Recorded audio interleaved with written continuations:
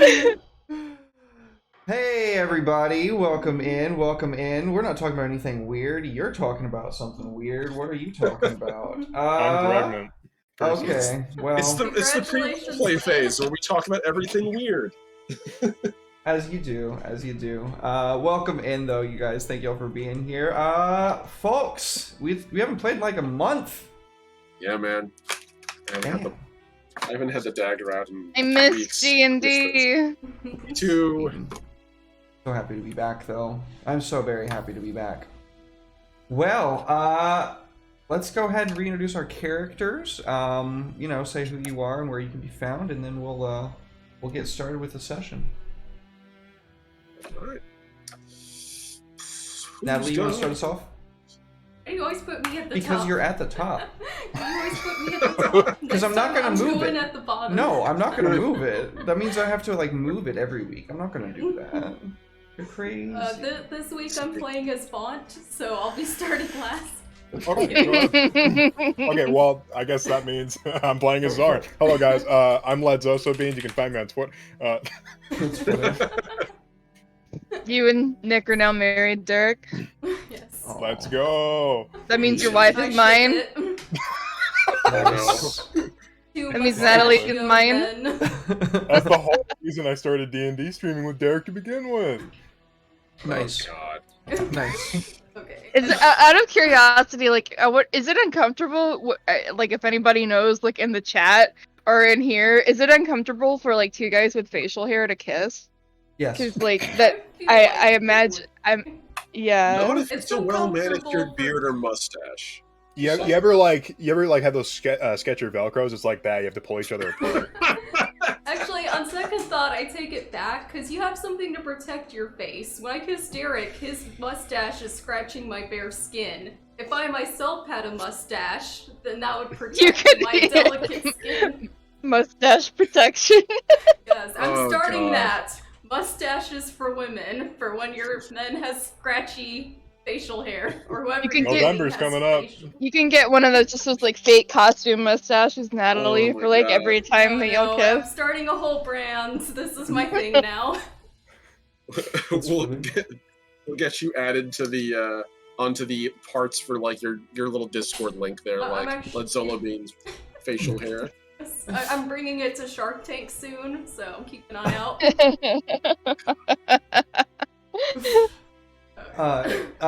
Where can you be found and who are you playing, Natalie? I'm playing Zarn. Does not have a mustache. Is a Yuanti fighter. Yuanti, so she's a snake lady. Fights things, cause Okay. and you can find Couldn't have me said it on better myself. You can find me on Twitter at LedSozoBeans. I have temporarily gone private as I sort through some things that have happened recently. Nothing with the TTRPG community. And that is about it. Awesome. Mhm. Well, thank you for being here, love. Omni, what's up, buddy?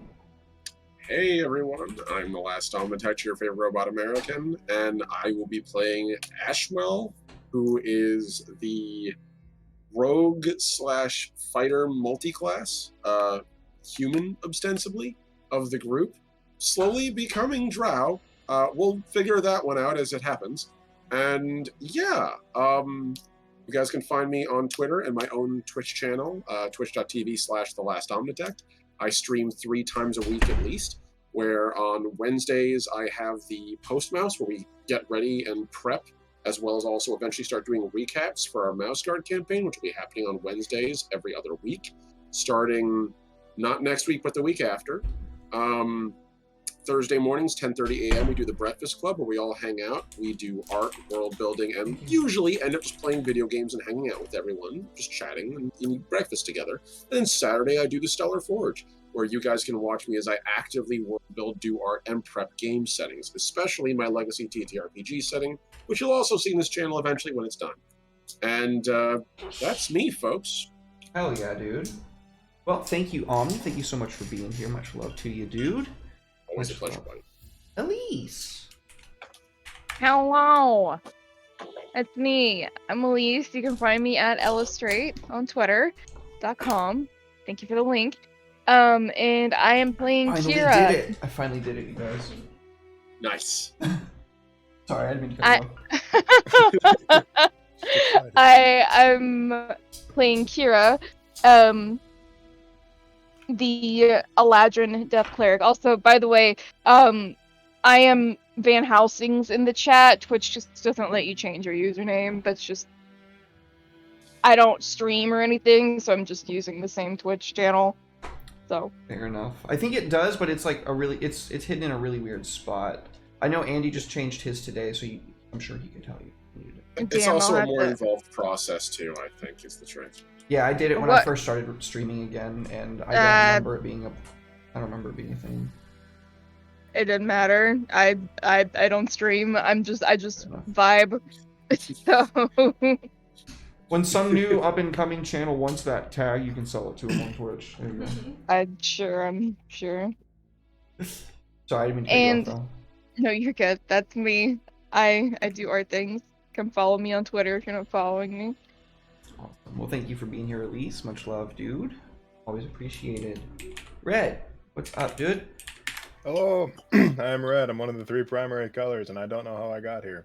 Every Saturday, I manage to wander into my room like a toddler from Rugrats, and I sit down, and somehow D&D's waiting for me, or Lancer, and then I have to realize that I actually have to figure out how to run a game on the spot. You can find me on Twitter at VA Redemption, where I post all sorts of stuff and things. I'm going to be starting a writing blog pretty soon, which will be cataloging my process throughout July. I'm doing World Anvil summer camp stuff, and I'll probably be using it as like a journal to sort of keep up with the novels, novels. I'm taking on a big project for the next, until the end of the year, basically. Not because September, I'm starting on a novel with a group of people. Let's go. A group of novellas. And then November, I'm going to try to write a novel again. So we'll see how that goes. That's going to be fucking crushing words, huh? It's going to be about 100,000 words in the span of 3 months. I don't know 100,000 words, Red. I don't either. Better pick up 100,000 different words. Better start coming up with shit. Flee before Bob Isn't Schmack. that just what Shakespeare did? Yeah. He made up a ton of words. Yeah, he just made up words. If he didn't have something for something, he was like, fuck it, I'll come up with He something. made up the word assassin. That's insane. Are you kidding me? No, dead ass. Literally, he took it from the idea of the Hashashins, which were a sect of religious murderers that were hired a couple of times by different sultanates, and yeah, he took that concept and made assassinate out of it. He also came up with the word bandit. I didn't know bandit. That's cool. He also was the first recorded usage of using letters as substitutes for words like U and R. But the original texter Mhm. is Mhm. Shakespeare sending girls scrolls saying, "Are you up?" Oh That's my funny. god. Art thou up? Can I acquire thy numerals? He also came up with the word lonely. He came up with the word lonely? Dude, how the hell is this, like, what now, almost 400-year-old bard still schooling us nowadays in the modern age? The fuck is going on? Because nobody's done it as good since him, you know? Or whoever he Yes, stole yeah. some of his works from. There we go. I don't know. All right, folks. Well, thank you for being here, Red. Much love, dude. Thank you all for being here in chat. We appreciate it. The Soul Market is open as always, and I believe we can now proceed. Who would like to go first in telling us what happened last time? I mean, it's been a month. If you want to kind of catch everybody up on the most recent arc, that would be fine. Give everybody a chance to get some inspiration, For that, which you all have, I guess, anyways.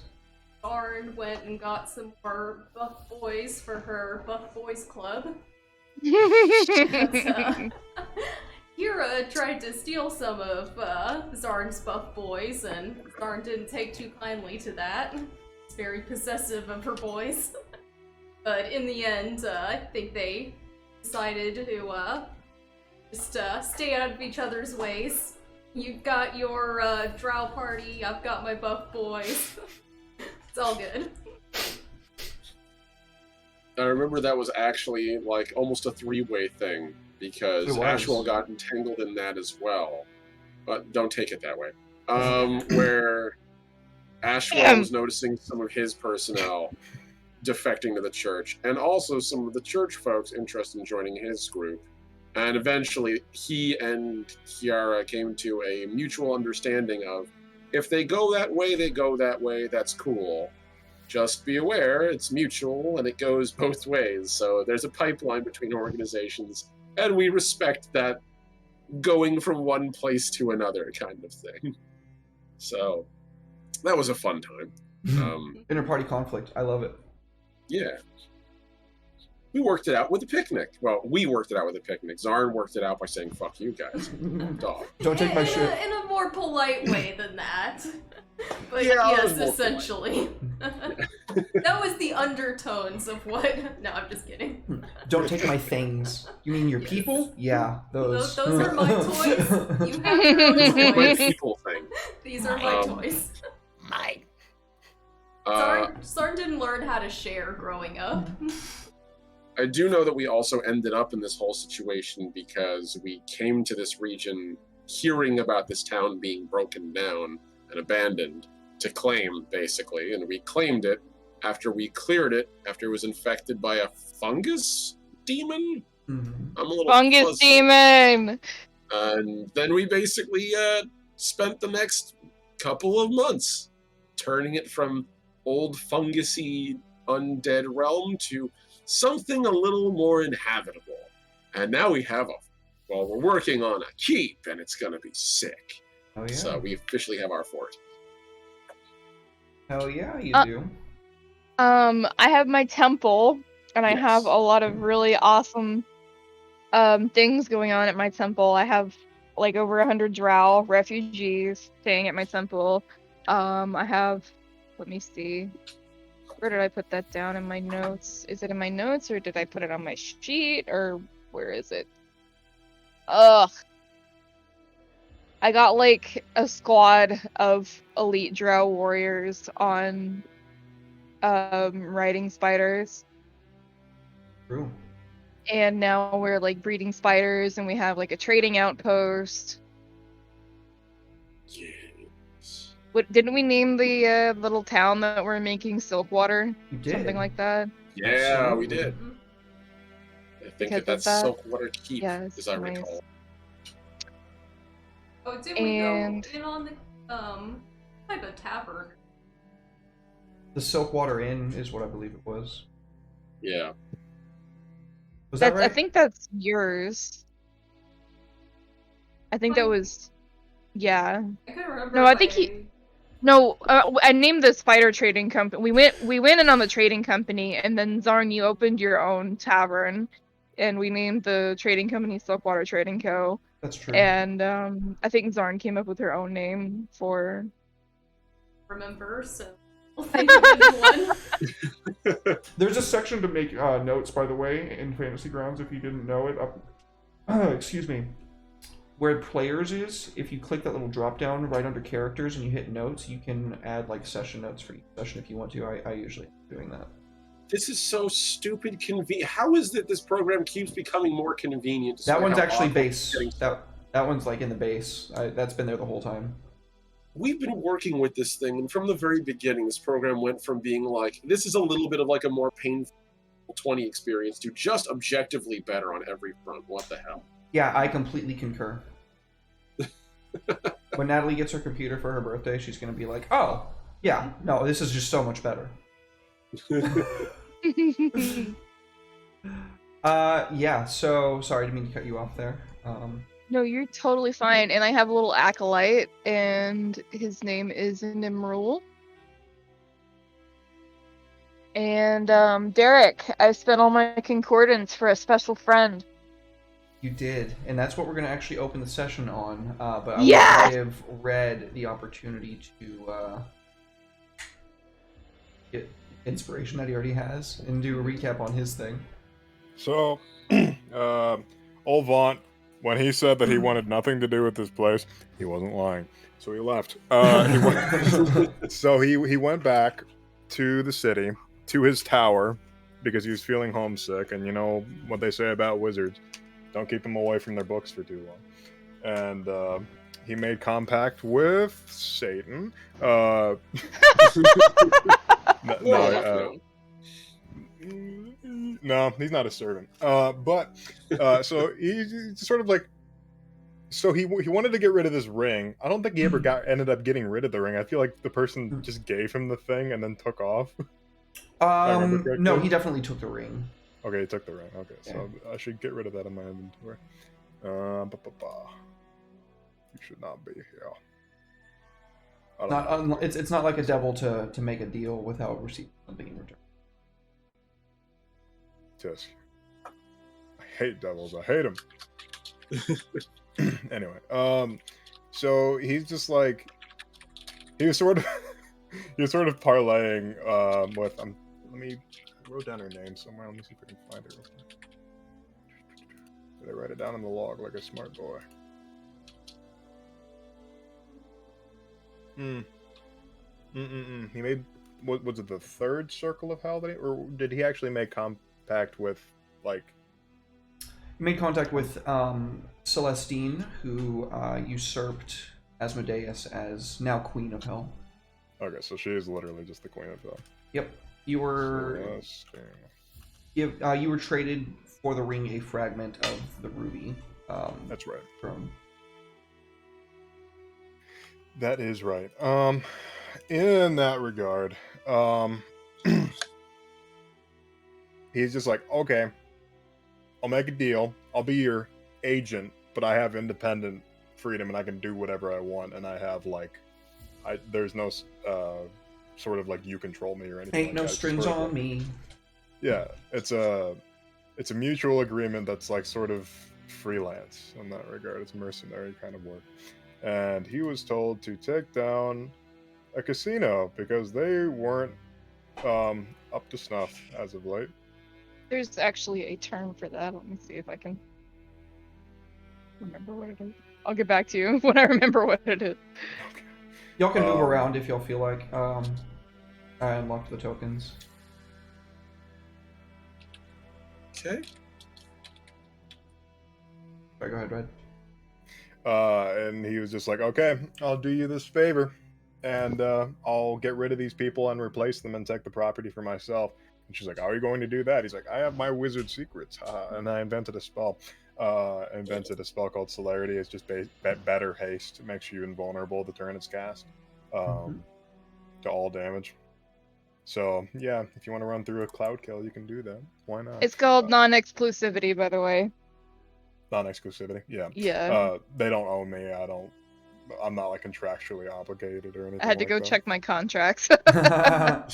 You're a free agent. Yeah, I'm a free agent of the Queen of Hell. That's a great title for Vaughn. But yeah, besides that, Vaughn's just sort of getting cozy back into his tower. He's upgrading it, so it's going to have a third story. Sort of like building it out and wider too, because right now it's like really narrow. He'd like a wider place where people can kind of mingle. Mostly just repairing stuff, but yeah. And what did you decide to start researching? What did I decide to start researching? What did Anti-gravitic properties. What'd you say? Anti-gravitic property. Anti-gravity property? Mm-hmm. Did I? You did. That was what you started using the yes. Yeah, for your keep. That's right. I'm trying to I'm using that so I can make a mythalar, or this universe's equivalent of a mythalar, which is something that allows me to control several miles of land, so I can just kind of manipulate it to my will. And if somebody pisses me off, I can just raise volcano underneath them. Or I could pull a Vivek and just like literally lift up part of the city. Oh yeah. If you're talking about Baodur, then that was actually him stopping a comet. That's right. He was holding that rock above the city. There was also the floating city above Vardenfell. What the hell is that called? A whole novel about it. The floating city above Vardenfell, Mournhold? No. It was an evil one. Where's my book? Floating city above Vardenfell. Yeah, it's this city right here. Oh, yeah. Yeah, Of course, that's not Vardenfell. That's Cyrodiil, but you get the idea. fair point. Nerds. No, Sorry, but it was I like like Elder Scrolls lore. I do too. It's really weird and unique. Like how Vivek got his. I can't Never believe mind. you I'm not guys gonna like say what I was saying. fantasy lore. That's so geeky. It's all based off the Guys. Dungeons and Dragons campaign. Did you know that? I did not know that. Yeah. That explains a lot. It does. I doesn't believe it. Especially with how weird Vivek is. No, that's Kirkbride. That's just Kirkbride. That's literally just Kirkbride. Okay. Yeah. I like Vivek. God, Derek, it's so perfect. Thank you. I love it. Looks very nice. I'm very happy. I'm y'all so like happy with my Oh, underground organization. Ah! I could make my I could make a map for my temple if you want. it. Pog. That's gonna save me time, and also I would love to see your interpretation of a Yeah. temple in this setting, dude. That would be fucking awesome. Also, Vaunt is studying pocket dimensions in the astral sea and what have you, so he can sort of just live forever. Oh yeah, that's a good point as well. Okay, so very good job, everybody, on the recap. I unfortunately cannot give you all inspiration because you already have it. Double But- inspiration. I can't do that. Just have it be backup inspiration. No, it's not that you can't. It's just that you won't. That you choose not to. Just a little bit of inspiration that we have in our back pocket. Let's no. No. Okay, so we come in on your temple, Kira. Go ahead and describe what the interior of it looks like, if you would. Is obviously a temple to Persephone, so it is very reminiscent of the architecture on the moon. Silver, white marble, white flames. Very alien and dark. And it's very, it's also supernaturally cold inside. Completely fair. Awesome. Yeah, so we have this scene of a few drow newcomers that definitely nobody has even seen in passing at this point. This male drow has this like deep purple skin, and he's clutching something rather large in this swaddle of cloth. We can see one of the new acolytes like going to fetch Kira, and a few moments later the door opens and the two of you come in. The drow in front of you asks, "You are a priest of death, are you not?" Well, if I'm not, you've certainly taken a wrong turn, my friend. Forgive me, it's merely that I have risked everything. When your lady destroyed our home, so many of our people were displaced. I am not one that harbors ill will. I understand she did what was necessary, but in the confusion I was able to sneak this out, and I couldn't think of anyone better to bring it to than one of her ilk. And he unswaddles this large, kind of almost translucently dark blue layers upon layers of scales wrapped around this egg. There's this kind of dull throbbing when he does so that kind of becomes audible to everyone, and the drow that is holding it, like, you can tell it's causing him some discomfort now. Through kind of some pained grunts, he says, It took my entire family to bring this to you. When we fled, we were followed. They sent their retrievers after us, and my own daughter was lost. Please tell me that this is something that you can help with. This kind of dark fog surrounds the egg, and as you reach your hand out towards it, you can feel this like It's already supernaturally cold in here, but it seems to be somewhat even colder at this. And you can hear this kind of wet, churning sound inside the egg, like it's something inside is moved.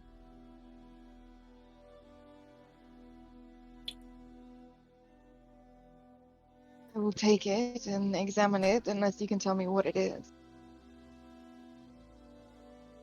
I believe that this was an egg that belonged to the gnomes, the Svirfneblin. Long ago, our people captured it. It has never hatched. I think it is an egg of a sapphire dragon.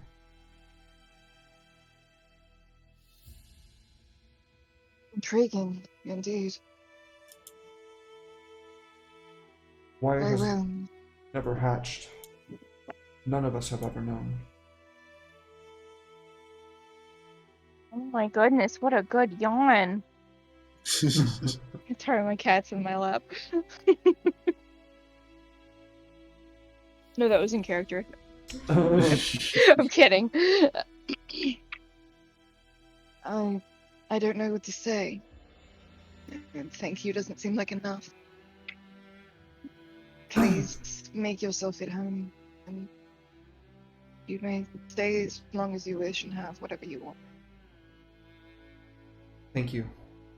And please, if I go too far, let me know, but I feel as though my kin were slain en masse for reason. Please do not prove me wrong. Ow! Cat attack. Why are you like this? Definitely cat attack. Ow, God. The other cat jumped up on the back of my chair and hooked its claws into my neck. Oh, no. Jesus. Yeah, that'll do it. Yeah, little fuckhead.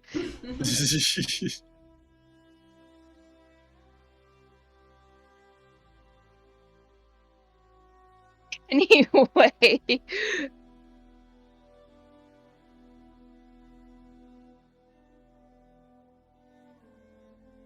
Here I would open and close their mouth. I am certain we can figure it out together.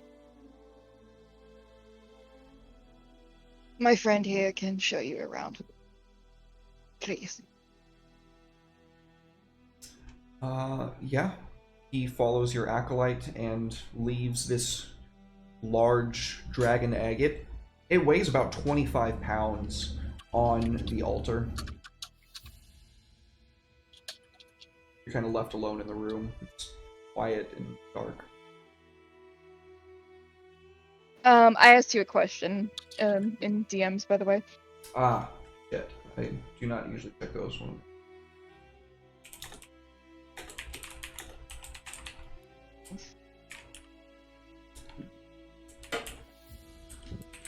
Ah.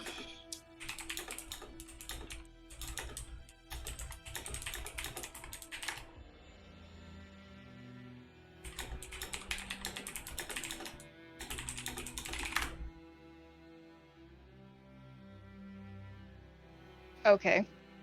Cool.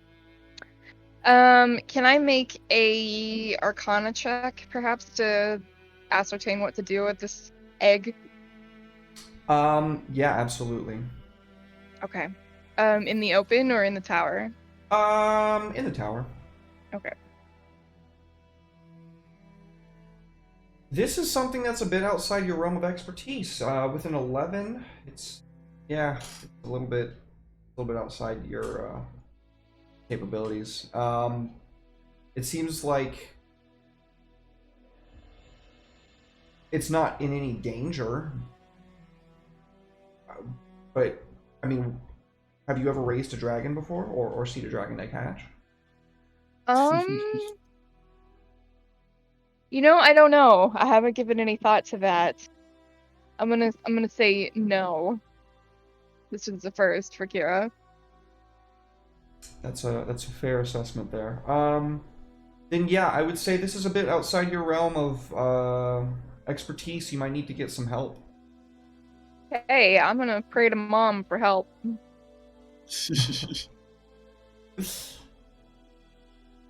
All right. Well, I will give you some time to think about how you're going to get some help, and we will go on to Ashwell, who I assume probably has his raptors kind of lined up in the keep, or in the actual raptor room, wherever you'd like. I think probably in the.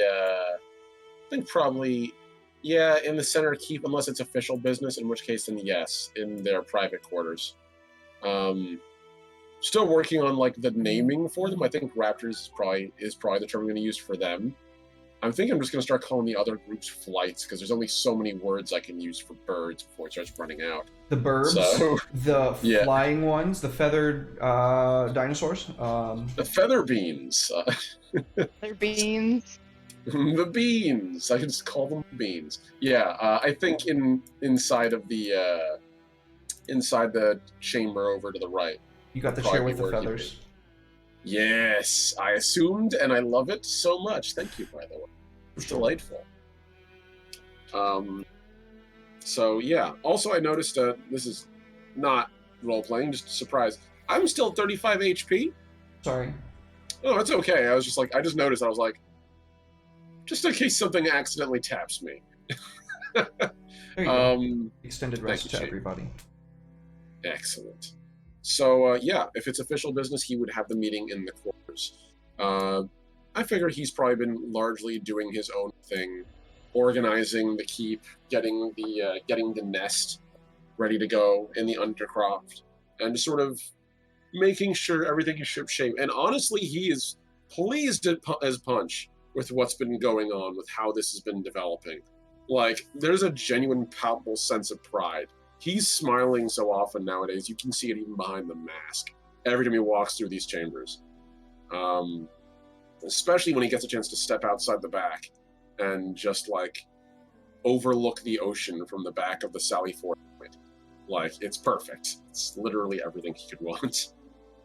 Oh yeah, dude. Well, so you are gathered with your crew, your raptors, who are carrying bags of loot. Asper and Caprin have these big, hefty, imperial emblazoned knapsacks filled to the brim with gold that they jovially slam down onto the table. Caprin, kind of feeling themselves, puts their knee up on the chair before taking their seat, like basking in the glory for a moment and going, "You'll never guess what the take is, Ashwell." No, I suspect I won't.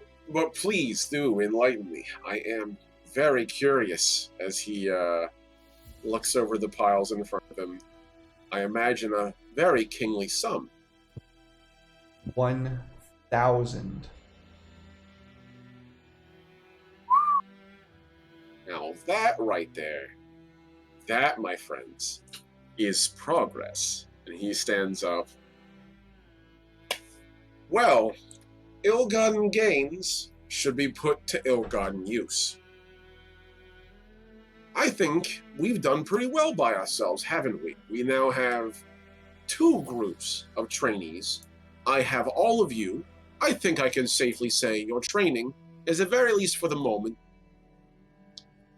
your base training is 100% complete. They all let out a huge cheer. You earned it. So, first job as my official apprentices, as my true right hands, and he turns to a whisper and nods, is to take about 100 gold of that and throw the biggest feast you can for us. Not just us, but literally every other person within our group. I want all the flights invited. This place is going to be filled with music and sound and feasting by the end of the week. They let out another huge cheer, and Whisper, kind of like slapping Caprin on the back, says, "But don't any of you drink too much, or else I'm going to be making you run laps around the perimeter." Whisper's got the number. All right, get to it then, friends. And well done, all of you. I'm incredibly proud. They gratefully take their leave, and you can see Haisha taking the stock of the coins and beginning to very quickly count them out using an abacus. You've been doing pretty well lately. I'm very impressed, Haitian. Well, keeps coming in like this. I don't have any time to get attached to it, you know? That's really good. And he gives Haisha a pat on the shoulder. I'm incredibly proud. Really, I am. It's not easy, and well done. Keep it up. The Black Dragonborn beams at you and plucks this huge date into their mouth before using their long nails to extract the pit. I'll toss that for you. And he'd take the pit from their hands and walk towards the door, sort of motion for Whisper to follow. Whisper comes with. And leaving Haisha in the chamber, because at this point, I think it's safe to say Ashwell has learned to trust them enough to not worry too much, at least for now, anyhow. He would open the door, and as he walks out with Whisper, toss into probably one of like the little garbage piles over by the larder. Because there's a bunch of food there. I imagine there's also like a basket for like fish bones and chicken bones, like a compound, like the beginning of a compost heap. Oh yeah, it's this one right over here by the door. Perfect, yeah. He would, walk over there and toss the pit in, sort of gesture to the rest of the room, and whisper, and just like look at it and just, can you believe how far we've come in just a couple months? She shakes her head. I never thought it would be this fast. I mean, we're making good money. We're never really bringing down too much heat. This spot, I don't know what it is about this spot. There's just something good here. I agree. It's perfect. This is a great place to begin, and I'm very grateful for it. So, we should probably start talking about bigger plans. There's a lot of gold you all brought in, and there's more coming, I'm sure. We need to start talking about who, where, and what we're going to be investing it in. And he goes and sits down, and I imagine this little area on the upper left-hand corner is kind of like a consultation area / just like casual sit-down place for some of them to relax. Yep. So we sit down there and just like stretch out on the couch. So right now we have 2 flights of soldiers. Well, 1 flight of soldiers, 1 flight of cutthroats and thieves and assassins and all that fun stuff. And over time, we're going to need to get more. This keep is swiftly getting too big for them, though. So I think we should start integrating them into the population. Get some rules down for how they can walk around and when they can walk around in uniform. Whisper Just produces a small, like, scroll from in between, like, her... She's got this, like, scroll pouch on her strap. Something like this. Right. I've been thinking about it, and she, like, unfurls it. I mean, obviously we can work with it, but I just figured it was mostly about, not fucking over the people that we live around. He extends a hand to take it from her. She gingerly puts it in your hand. Unfurl and read. It's basically saying, like, some mind, like, brainstorming tenets. Like, don't... It doesn't use these words exactly, but, like, don't fuck over the people where we live. Don't steal from anybody that needs it more than you do. If violence is the only answer, then meet it with exacting force. If you have a problem with somebody that you work with, you need to take it up in private. That seems perfectly fair, all of it. As he's reading through it, he sort of smiles. I like all of it, actually. These are good. Very much similar to the rules I believe I gave you all, and I will admit, I like the continuity. Let me, and he sort of grabs a quill. Let's see. At the very bottom, he adds 2 more rules. First is don't be seen in uniform within the village. If they're to be living there, they're to keep their clothes and arms in secret in their residence, and not wear them unless they are called. And then the second one is that any incidences should be reported to the Raptors in Ashwell directly. And he takes the scroll and hands it back. What do you think? I think it's perfect. I couldn't agree more. All Takes the right. scroll, puts it back in her sheet. So how are you doing, generally speaking?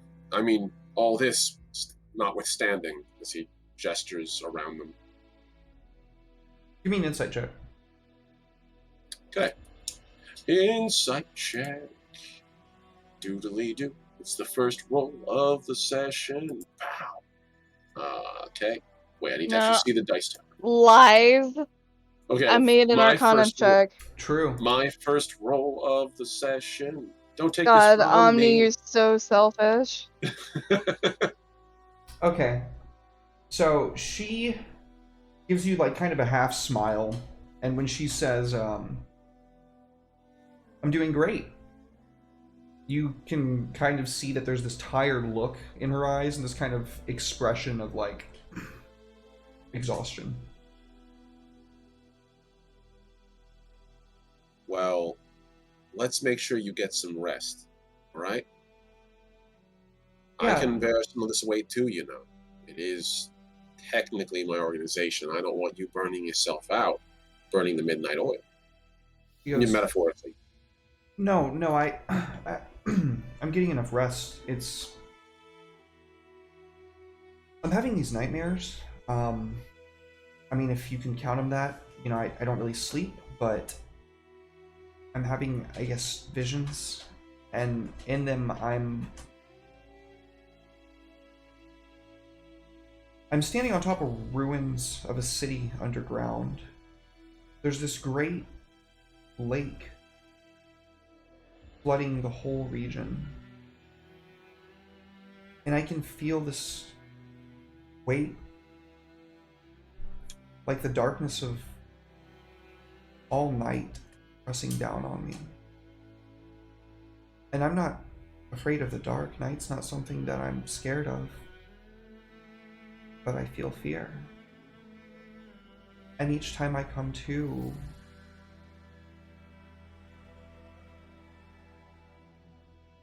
it's like I feel like an alien in my own body for a little while. I chalk it up to just needing something to eat, and I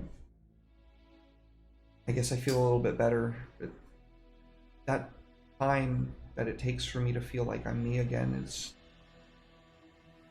that lapse is getting a little bit longer each time.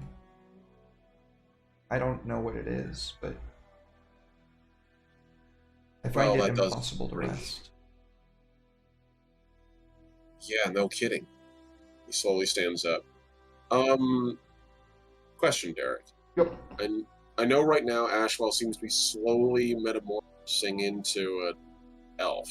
I'm not at the point yet where it started affecting my sleep cycle, and I'm not at like trancing yet, am I? Let me check something and I'll tell you. Okay. But I know it's not exactly a standard rules kind of thing, or this is kind of the vanguard of something weird as hell that even he's not sure about. No, you do still need sleep for now. You're finding that like the time in which you're actually sleeping is less. You know, you're still requiring like about 8 hours of like off-duty time every day to get your muscles completely back into rebuilt as you need them. But you're not really at that stage yet, no. Okay, that's fair. I'm good with that. So I just wanted to know if there's like if I'm beginning to start to understand this process. I would say that you've definitely started having visions. Like your dreams have definitely started feeling more real. More like experiencing other people's existences. It's definitely not yours. It's definitely not your life that you're seeing. And it's definitely not like your past lives either, because you have a human soul. So it's kind of like you're seeing other elves' lives, and it seems like for the most part, it's been elves of import.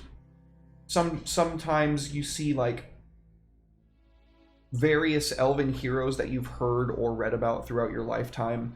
Other times it's been like, you've even gotten a glimpse of like Talia herself in the midst of like huge combats, and you might have been experiencing it from like a perspective of a elf that died that day. Something like that. Okay. So yeah, all right. I'm starting to get the idea of this. Okay. So he slowly stands up. I'm beginning to understand how your people experience the night. It's certainly different. So I'll admit that.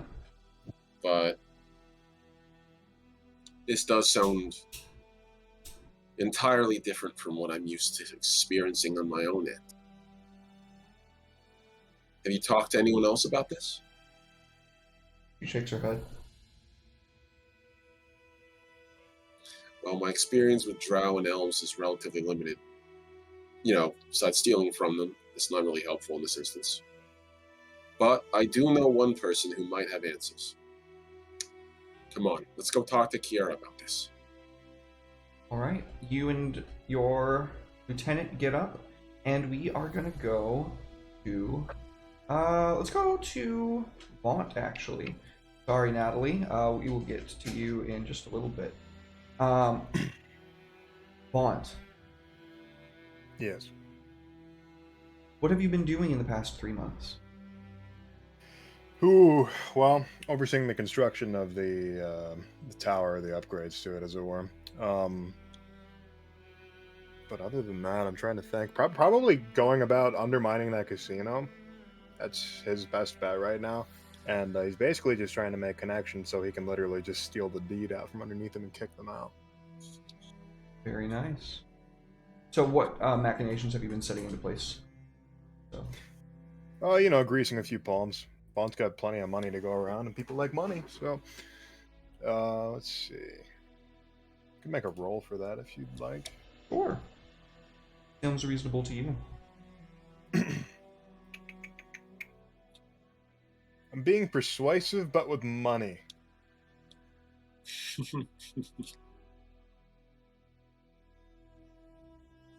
Make a money check. Make a money check. Vaughn is using a good point and like trying to influence people and convince them that how they're doing business right now isn't exactly like profitable. So Vaughn's gonna get his hands on like public records and stuff like that to see how they're profiting, and he's gonna use that. Can I make an intellect persuasion check? Because he's using, like a lawyer, is using like evidence and stuff like that to prove his point. Okay. I am a smart, persuasive man. It sounds like something a nerd would do. Yeah.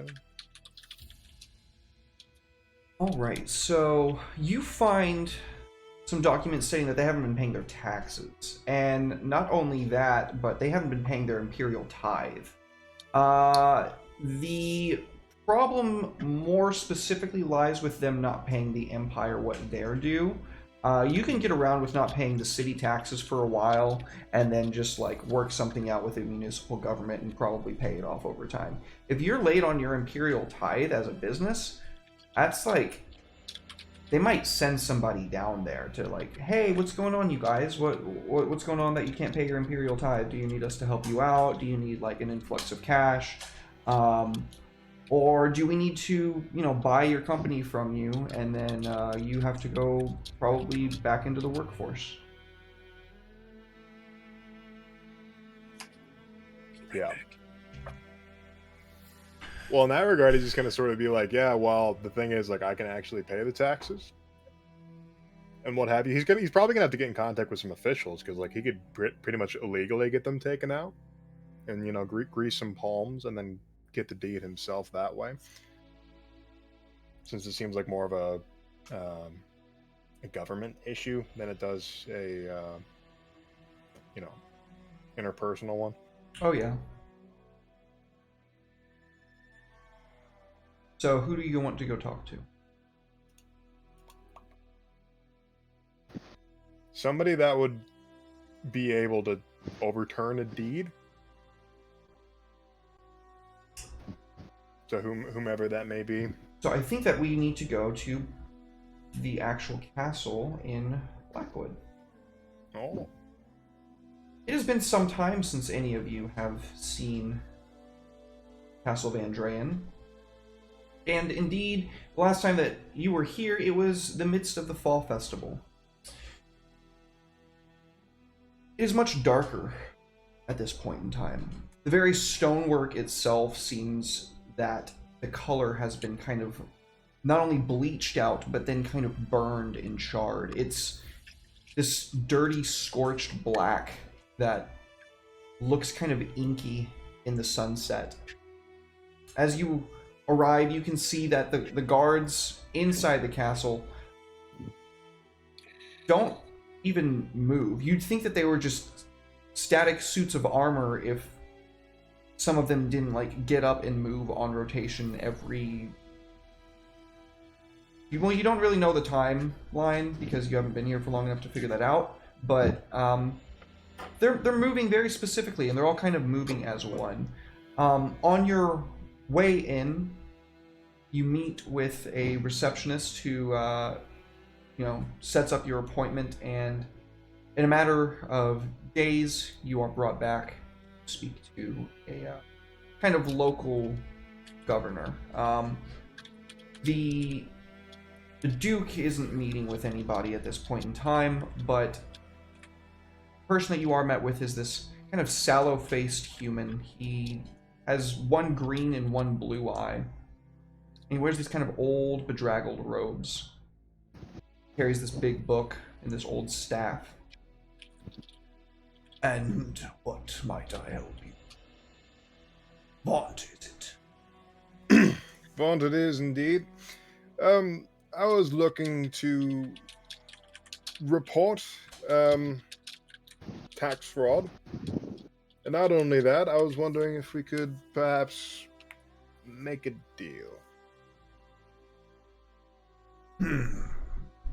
Tax fraud, is it? This is a very serious accusation. Oh, I'm aware, but I have documentation to prove it, he'd say as he withdrew a scroll tube from underneath his arm and he opened it up and he just sort of sat it before the man. He reads it, folds it, places it on his desk. Now, what sort of deal? Hoping. Well, I am a bit of an entrepreneur myself in the way that I am well-to-do when it comes to funding, be it liquid currency or solid currency. And I would like to propose something. I could overturn this business, pay what it is owed in taxes, and thus take control of the deed and bring in more money for the Empire.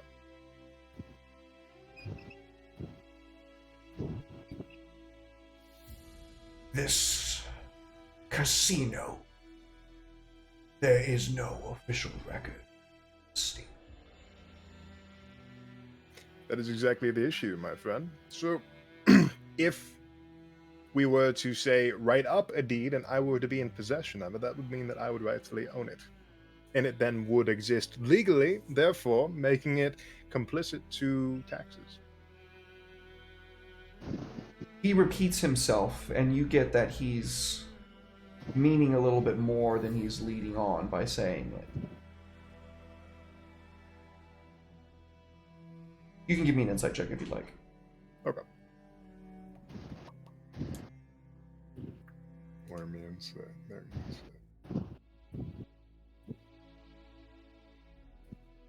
go. Okay.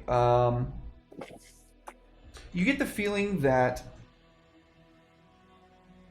somehow he kind of is on the down low about this. Maybe he doesn't know the whole story, but it's as if this casino, it may have been operating under the table for a long time. Mm-hmm. Like a very long time.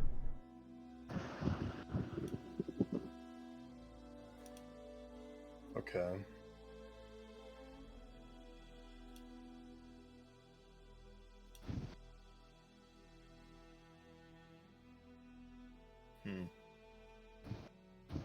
Well, he just literally brought an illegal business to light. So his proposition is for like giving over this information is that he can make it legal, and thus it will. No, I get it, Red. I'm saying that. Okay, I'll just come out and say it at this point. They know, and they've been allowing it. Okay. So if you're gonna buy it from him, you would need to spend a good amount of money, a goodly sum. Vaughn is going to take another scroll tube out from underneath his arm. I've done some comparisons and mathematic, and I have found that if I were to run this place, I would make you twice as much as this establishment would currently. For they are skimming off the top. He looks it over. These numbers do make sense. And you're certain you can provide this? Absolutely. And what of the souls? What of them? How are you going to deliver those? I know someone. He'd give this man a very meaningful look. Like, I know someone. Give me a persuasion roll. Okay. This is probably where I'm going to use my inspiration. Fair point. I would. Yeah. Yeah. You got an 8. Oh, fuck. That's better. That's an 18. Oh, cool. Very well. Consider it 25,000 gold, and we'll transfer the deed to your name. 25,000. Might I pay it in payments? That's quite the hefty sum to pay in one single lump. What do you take me for?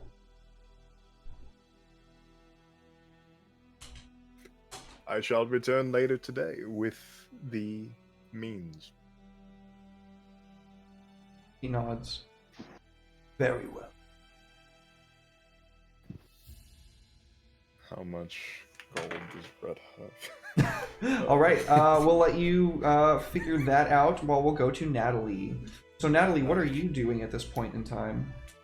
Thorn feels a disturbance in the force, and calm washes over her as she senses that Vaunt just had to spend his own money on something. No! Got him. Seriously, Sarna's probably hanging out with her boys. Thinking that she's going to take her select group of like 4 or 5 top people over to a Roxar. Maybe they have a little short, quick mission I'll go on. Still something with a small reward. Yeah, absolutely. They tell you about a large ankeg that has been stealing cattle off of the hillside. It'll just come through, burrow underground at night, rip up from underneath a cow, and then like tear it down and take it off to its nest. Boys, let's get him. Get that cow snatcher. All right. Cow snatcher. Give me a survival check to try to track it. I think that sounds like the thing that you use for tracking is survival usually. Best. Gotta probably one of your boys. Actually, I want to be testing my men. They make the survival check. You want me to make a roll? Alright then. They are not very good at tracking Ankeg. What did I teach you? You stay low to the goes. ground. You look for tracks. Sorry, boss, we don't really know how to track something underground. It doesn't leave tracks. Who here can dig? Darvin goes, ooh, I can. Alright, Darvin, Oh God. see if We you did can good. find one of a tunnel or some sign that he's come through this way. Okay, MP on your sheet, Darvin. You can actually have him make this roll. He should be or action. Not using your abilities.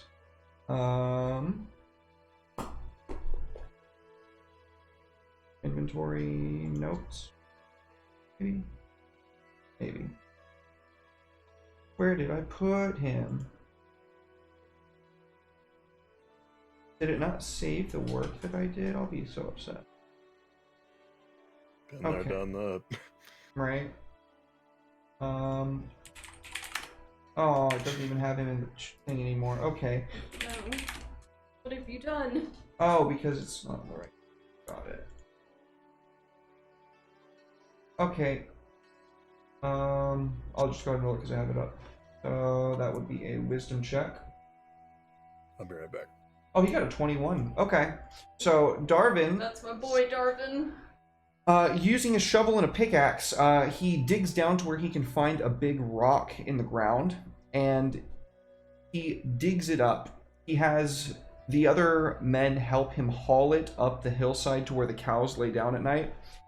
He digs up this like spot in a clearing, and then they rebury the rock. Over the place where they bury the rock, they put some like feed for the cows to want to come lay down on top of, and they set quite an efficient trap for this Ankeg to slam its little keggy head on a rock when it comes for these cows. I'm standing by, taking notes on a scroll, making little hmms and mhms as I walk around their trap. Like Gordon Ramsay inspecting a dish of food. They all kind of like have their hands to their side and their heads down, like waiting for you to say something once they finish, like while you're inspecting it. Yes, this is an efficient method, but I'm not sure about your rock choice. I personally would have gone with something a little bit more spiky, but I respect what you've done here, and good job, boys.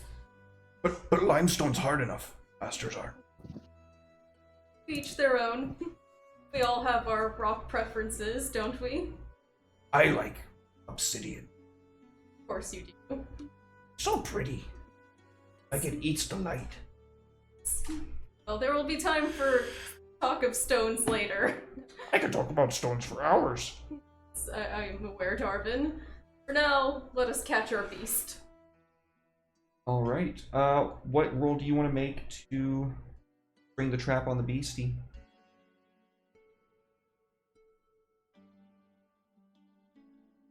To athletics, because I'm good at that, and my boys would be good at that. All right.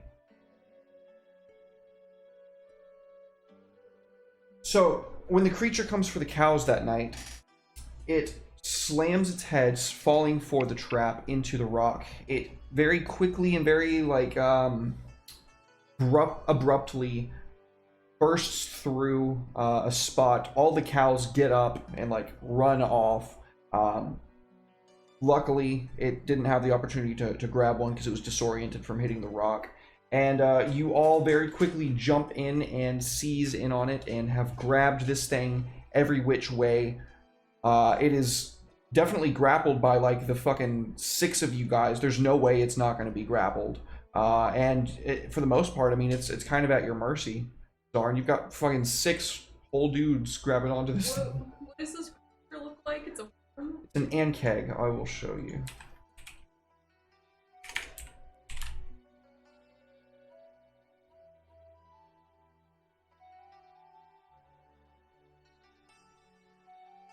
An ankeg.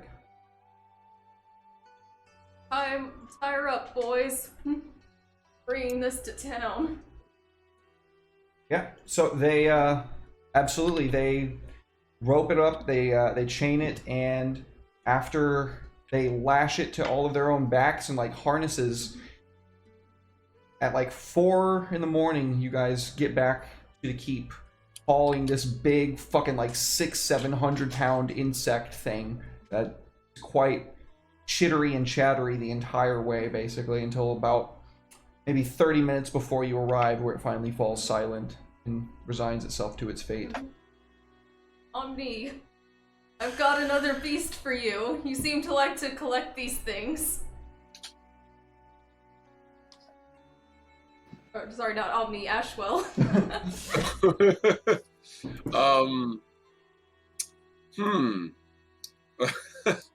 Oh man. So did you intercept him on the way back? We'll say that this is like the morning that you and the morning before you and Whisper go to talk to. Gotcha. Okay. Yeah, if that's the case, then yeah, Whisper's probably hanging out on top one of the parapets, sort of like peers his masked face down. Wow, that's quite a kill there.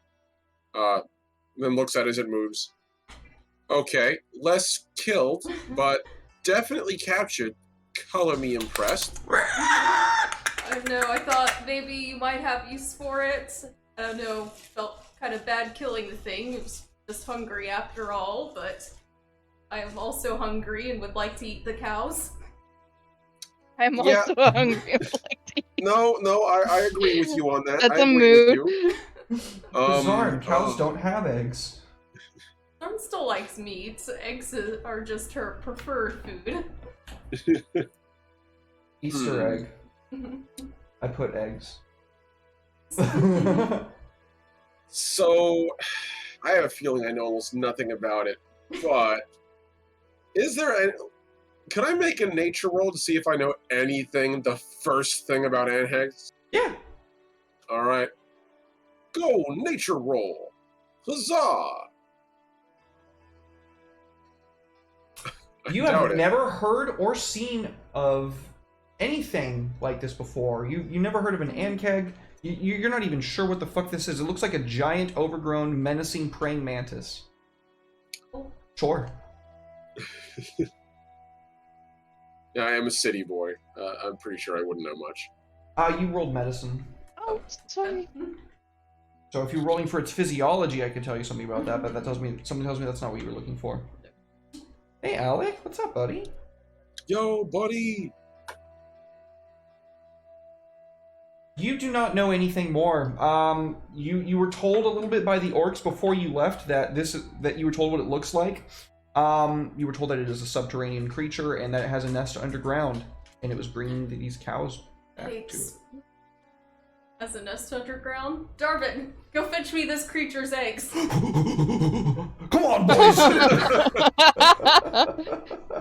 Him and all the boys tie the creature to like a post, and they rush back off into the forest. Darn's mini adventure where she hunts down exotic eggs. I gotta eat all of them, so you better hide that dragon egg for Zarn, or you might Oh god, she might try to eat my dragon egg. We're all over here playing Sims and SimCity, and Zarn's over here playing Pokemon with exotic creatures. I'm playing Stardew Valley, collecting, you're right. foraging as I go along. Oh god. So Kira receives 10,000-year-old dragon egg. Zarn licks lips. I always wanted to try a century egg. That's the most rare of them all. Now I have to try it. It's a delicacy. That century egg has the most kick-ass backstory you've ever heard. He does. Oh god. Ashwell would look at this thing like raising an eyebrow again and squinting at it. I'm not even sure if that thing's actually edible. If I'm being real. Going to So eat this one. Just its eggs. Okay, so you don't want to kill it. But then he pauses and thinks for a second. He does have a gray render that's feasting on the wildlife. Eating black bears, yeah. Yeah. Its preferred meal of choice. He Poor pauses bears. and thinks, would he give the Angheg to the gray render? You stay away from my ankeg. But on second thought, I'm gonna keep it. You know, he pauses and just sort of like shrugs. Unless you want me to help you relocate it, I don't know what I'd be able to do with it. Unfortunately, the undercroft's a little too, small. You for should something ride it so into big. battle, Zarn! Whispers, like, very quietly. You should ride it into battle! That'd be so cool! You're supposed to be fetching my eggs. No, that was a What are- whisper. Oh. No, what you should do is make a little, like, chicken coop for it and have it lay eggs. That's actually what I was thinking. Oh my god. Domesticated Angheg eggs. They're God. so much bigger than the chicken eggs I've been eating. If you And What came first, the egg or the chicken? significantly easier to eat than the spider egg. I'm just Oh going my to God. say there is actual canon in my setting of domesticated Ankeg called Keggy. So I guess We'll yeah. name this one Annie. Alright, boys, your next mission. Build a farmhouse. Build a, what's it called? A barn. There we go. Oh my god. They can't hear you. They're off getting the eggs. It's I gonna be have like 4 a couple men. hours. I only took 5 on the mission.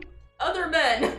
Your mission. Other They rush off to get the carpenter. I have so many men. Well, good luck in your endeavor then, as he looks down at the Angheg.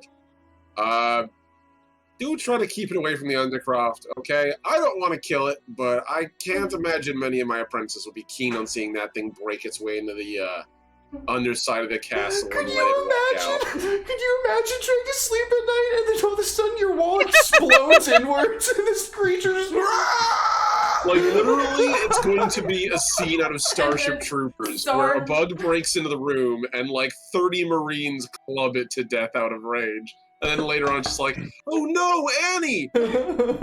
My wall! Honey, I'm home. Everything on fire. Ashwell just walks out. Oh, God. To take my Ankeg away from Ashwell. He wants to feed it to his render. Yeah, some of your other Contemplated. buff boys help you carry it because it is like 600-700 pounds. And give one of them some gold and tell him to go buy one of those cows. I don't know how much a cow costs actually. It'd be more than That's a cow, Michael. How much could it be worth? It 10 costs gold? 10 gold. I mean, you know, like, Oops, it not is the artifact. start of pretty much every settlement in history. Those things were expensive, but, like, compared to... Actually, I don't know. A cow might actually be worth more than any weapon in the game. Besides magic, of course. 10 gold. Oh, I was exactly right. Here's 10 That's gold. about right. Go buy me a cow. Cows nowadays cost like I don't know how many hundreds. Oh yeah, no, cows are expansive. Like, you know, you I pay for think what you get. Subtract the Decent gold from your steer. character sheet, Natalie. I think a decent steer here in Texas costs about 1,200. Sounds about right.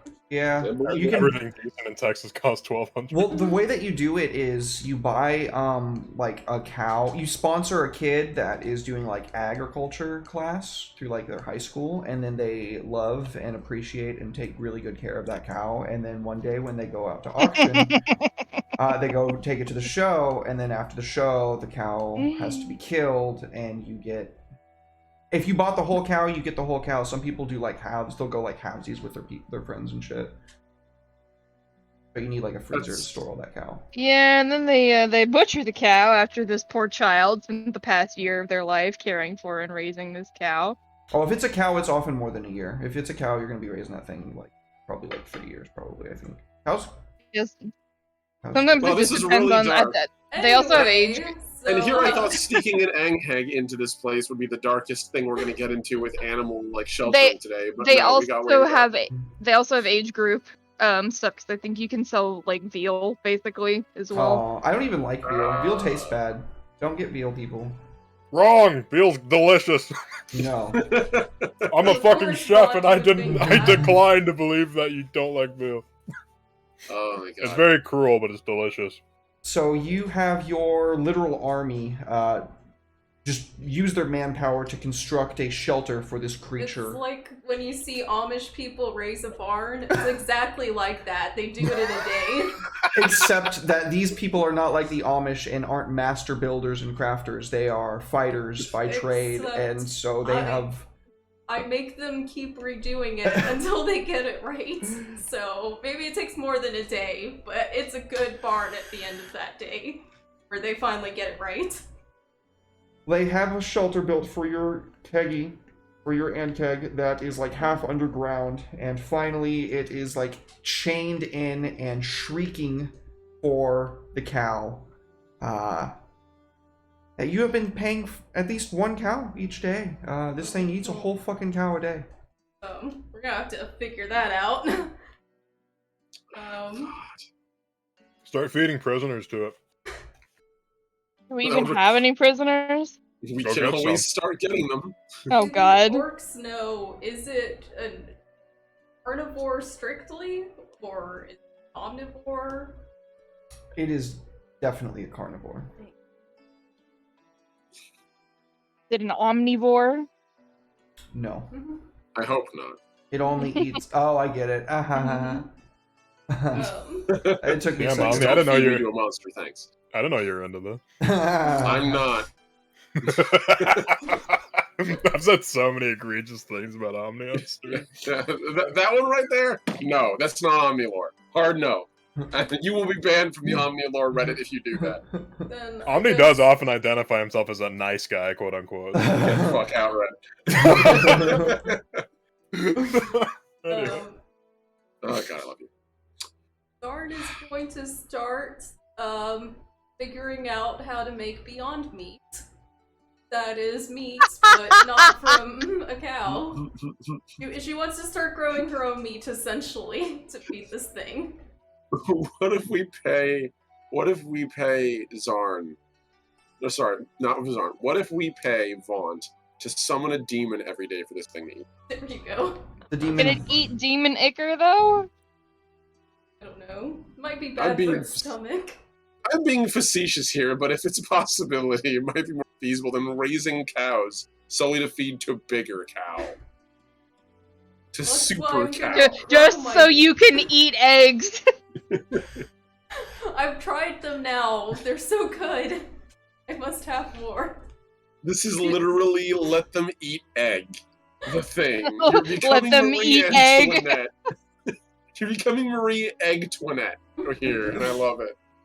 I will Let have them my eat eggs egg. and eat them too.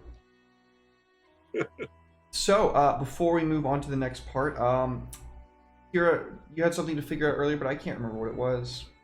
How to hatch my egg that Zarn cannot eat. Right. Well, good thing Zarn doesn't know of its existence yet. Yes. So, if you would please, spend, we'll call it 100 gold and roll an investigation check, and your agents will do the best that they can to find out what they can find out for you. Okay. May I use something other than intelligence for my investigation check? Yes. Okay. Hmm. Hmm. Oh. Hmm. Oh.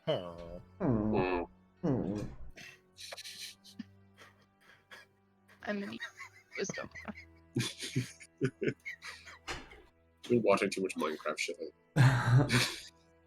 So it's going to take them a little bit of time, but they're definitely going to find out what they need to find out. I'll say that it's going to take them about a month's worth of time because they're going to need to go to Blackwood, research in the arcane universities there, and then they'll come back once they have that information, and they'll help you out with that. Okay. All right. Well, in that case, there's nothing to do but wait. So we're just gonna do that. We're gonna wait for them to get back and fill our time doing other things. Very fair. Vaunt, you had something else to for us to figure out before we move on to the next thing as well. I don't remember what it was either. Vaunt has just shy of 10,000 gold. So Vaunt's going to do what a responsible adult would do in any situation and look for a loan that has an incredibly high ABR, mostly because he needs the money today. So I put my undead servant as collateral. Detridalis, you can take him away if I don't pay the loan off in time. Makes sense. You would need to probably go talk to the Imperial Bank in the capital. But I want to talk to somebody more not official. Okay. Who do you want to talk to? A loan shark. That's a huge amount of gold for a loan shark to have. You would I know, need but Vaughn doesn't have any really Vaughn up there doesn't- with some gold. Vaughn doesn't have any banking record.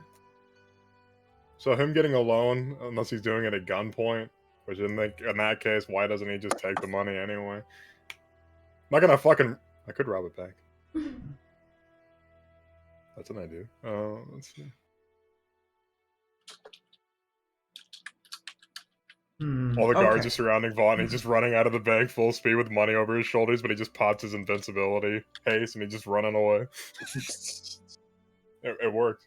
The Mario mushroom. Dun, dun, dun, dun, dun, dun, dun, dun, dun. It's a star, you hack. You're right. Okay, so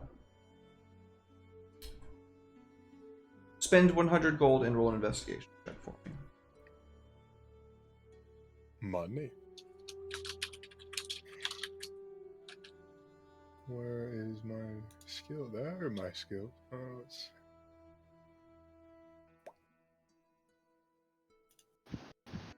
Good thing you have such a big bonus. I was looking down at my tablet when he rolled that, and I thought that dice go across my screen, and it scared the shit out of me. I thought there was a giant bug on my computer. Sorry. So come in contact with an illithid. He is free from any colony, but he does represent a larger organization that would love to see this casino in the hands of somebody a little bit more willing to make a full trade. They'll give you the money, but they're going to be cut in on the bodies.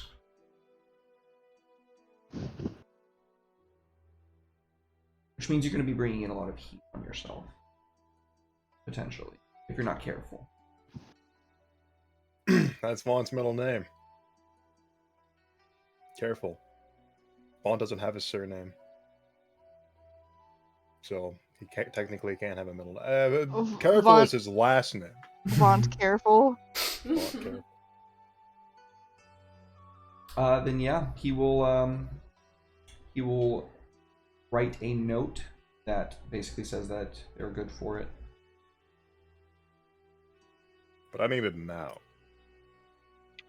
Through his pained speech of wrapping his tentacles inside his cloacal-like mouth and forcing them to vibrate along the inside of his throat like makeshift vocal cords, he says, "This will do." So you want me to take this to the person that I need to give an exact amount of money to and tell them that this is good enough?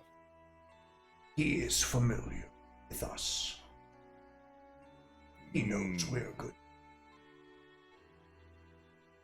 And if you're not? And I suppose you'll be back.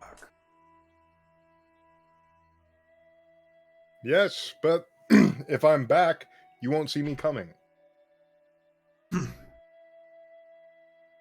We're good for it. You don't have to trust me. You'll see.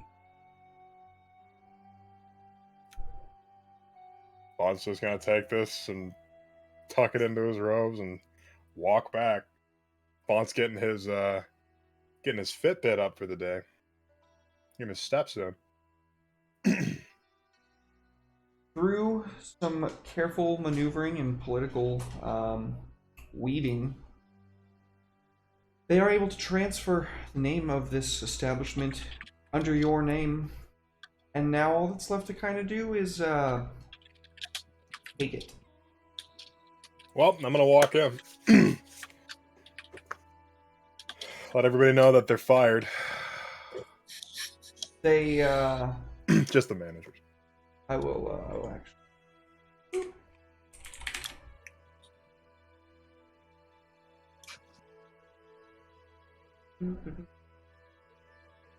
We haven't used this map in a while. Gritino. I'm encumbered. You're encumbered? Why are you encumbered? I have no idea. Oh no. Apparently Zarn is too. Both max encumbered. That happened to me when I subtracted gold, so that was fun. Yeah, I'm currently at 93, so I don't know how that could be, but 93 is in my current. My maximum is 120. I'm a squishy little fella.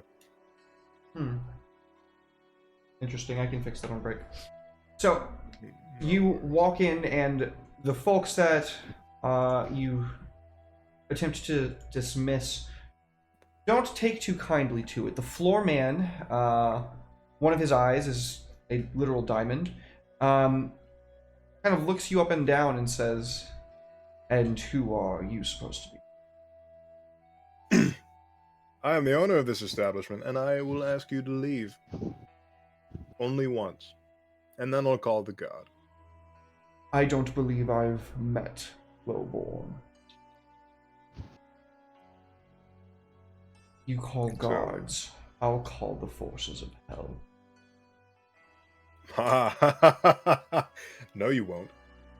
He snaps They no his longer fingers, answer to you. and nothing happens. He snaps his fingers again, and nothing happens. And why isn't it working? It's supposed to work. Bond's just gonna smile. This smug smile. Leave. Now. Last chance. He withdraws a dagger and lunges for you. Bitch. He's gonna die now. Let's see. How can I vaporize? Get Vaunt's vaunting missile. Yeah, he's just gonna fucking like Thor to Loki take him with the missile, just like flop him on the floor and over. Like just, That yeah, was let's- the Hulk. the Hulk. What did I say? You said Thor to Loki. Oh, that's right. It was Hulk and Loki. My bad. My Marvel lore TM isn't up to snuff. Hulk did do it to Thor though. That's funny. His body is I like absolutely watching. broken, and he's left a mangled and shattered mess with a pool of blood like streaked across the ground. I'm gonna collect his blood. Yeah, okay. Would anyone else like to object? They just, without any further words, make their way out the door. The people that are, if there's somebody working the tables going to leave, I want you, and you to stay. Table people, fine. Manager's gone. They look at each other and then look at you. Are we still getting paid? Mm-hmm. Probably more. Oh, all right then. and they very quickly shuffle off back to their tables. The patrons that didn't run out screaming when you exploded that guy with your spell sit back down, kind of just like it's like, okay, sure. You'd also notice that quite a large number of them have this like completely glazed over look in their eyes. Me too. Too many Overwatch loot boxes. Let's see here. Damn. Is there anything else, or are we good to cut to break? I would have brought my conjuration tiefling. She's not really an apprentice. She's a retainer. She's a retainer. I would have brought her to help me out, mostly to like clean shit up if I made a mess like that. So clean this up, please. She mage hands away the like scuff on the floor, and just as she begins to do so, the tentacle-headed fuck floats in, looks to the broken body on the ground, and says, "I'll be taking that." And in front of everybody in here, eats the guy's brain out of his skull. Fine by me. You're cleaning it up, though. He pointed as he started walking across the plate. The people that remain in here do not seem fazed by this. They should get used to it. Rose. All right. Well, I guess that we're gonna cut to break now because I'm trying not to have a 5 to 6 hour session tonight mainly. I'm number one, I want to be mindful of y'all's time, but two, also I got the COVID, so we're going for the 4 hours probably. We can fit it all in there. So don't go anywhere, anybody. We're gonna cut to a break, and we will be right back with more Covet Syndicate.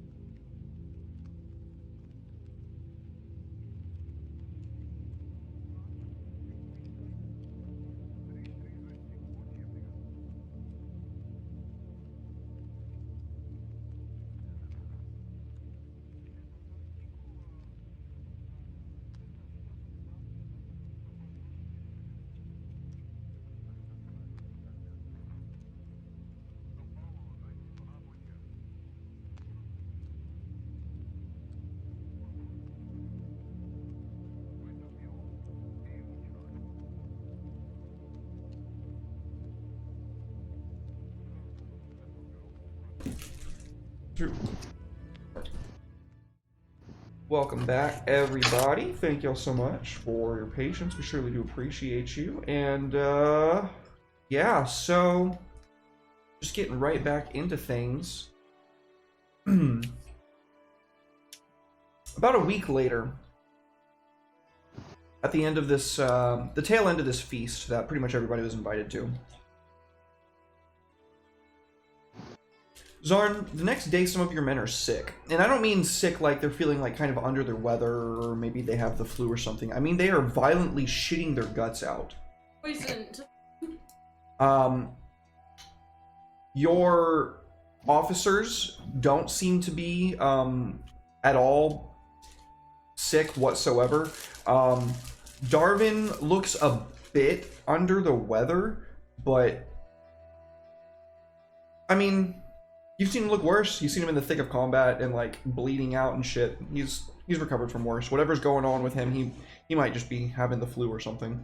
Yeah, so let's start there. Zarn. How do I feel?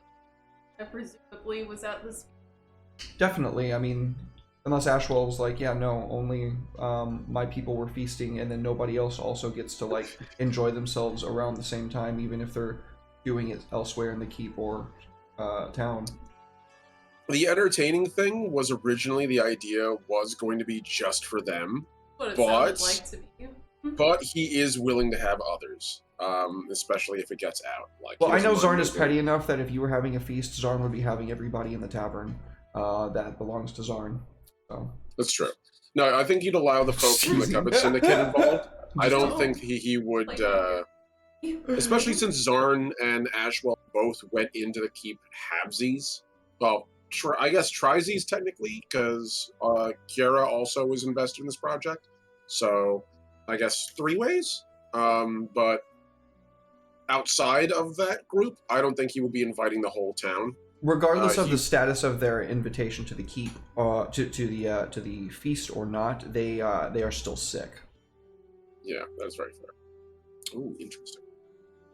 So my men were invited to a party that Ashwell hosted, and now they're sick. Again, regardless of whether or not, some of them didn't even go. Some of them were on duty, okay. and even some of them are sick. It's not every single person, but you do notice that the orcs are taking it particularly bad. The orcs from Blackwood, and then most of the dwarves are okay, like for the most part, kind of fluey. That's what I feel. You feel completely fine, like It's the eggs, I'm telling you. Gives you natural immunity. I think it's time for Zarn to put her detective hat on, and gonna find whichever highest ranking man is in Hill, have her accompany him, or have him accompany. it's interchangeable for you because you can do that now. I'll let Darwin take the day off since he's feeling a little peakish. So he's in bed. Do you go tell him to take the day off, or do you just? I tell him to rest and stay put until either he feels better or I feel a need to summon him if things go south or something. So he's kind of like sat up in his humble wooden bed. Okay, I'm gonna, and he's like just pounding this whole pitcher of water. I'm gonna take it easy, but there's something you should know, Master Zarn. And I don't know if it's the fever talking, but I'm pretty sure I saw someone last night around our grog. Grog that you use for drinking. Aye. Grog that the men who are on duty are not supposed to be drinking. None of them are sick. I'm confused because you keep saying that people who didn't attend are sick also. Yeah. So, I will explain it. I'm sorry for being confusing. There are a large percentage of your men, probably 30 to 40%, that are violently ill. None of the people that were on duty last night are sick because they weren't drinking. I asked that earlier and you made it sound like the people off duty were also sick. The people that were off duty are sick. Those were the only people that would have been sick. Is like 30 to 40% You just of your said two different things, though. So are the Well, people because the ones that are off on duty would be the ones that are on guard and aren't Yeah. at the party. Yeah. The ones that are off That's- duty are the ones that are off work and Yeah. able to do that. Okay, Yeah. I'm sorry, I confused myself. Okay, cool beans. On I duty, was- off duty, I always getting them mixed up. My bad. You're I was good. like, this Party doesn't duty. make sense. How are Party. they both sick and not sick? Okay, so the men who are guarding, not sick. The Mhm. men partying. Mhm. Got it. Okay. Thank you, Darvin. I will begin my investigation there, but also curious. I've probably seen all the men who are sick. All the men who are sick are at the party. Yeah, at muster that morning. I mean, everybody showed up, but like again, 30 to 40% of them were like shitting their pants. Like, Besides being sick, those sick have anything in common? All the same race or similar? so you have kind of a mishmash of folks that serve you. You have some humans, you have some elves, you have some orcs, and you have some dwarves. The dwarves are, for the most part, fine. Kind of fluey like Darvin. The orcs are particularly bad. The humans and the elves are not doing very good. If you're asking for symptoms specifically that orcs might have that's worse than any of the others, they also seem to be crying blood. Oh, And is it just my men, or does it seem like Ashwell's people might also... No, none of Ashwell's.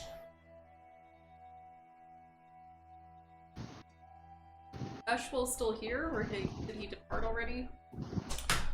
This would have been a week after you guys had your feast, and Ashwell and Whisper went and talked to Kira, wherein we can roleplay that when we get to you guys if you all would like to.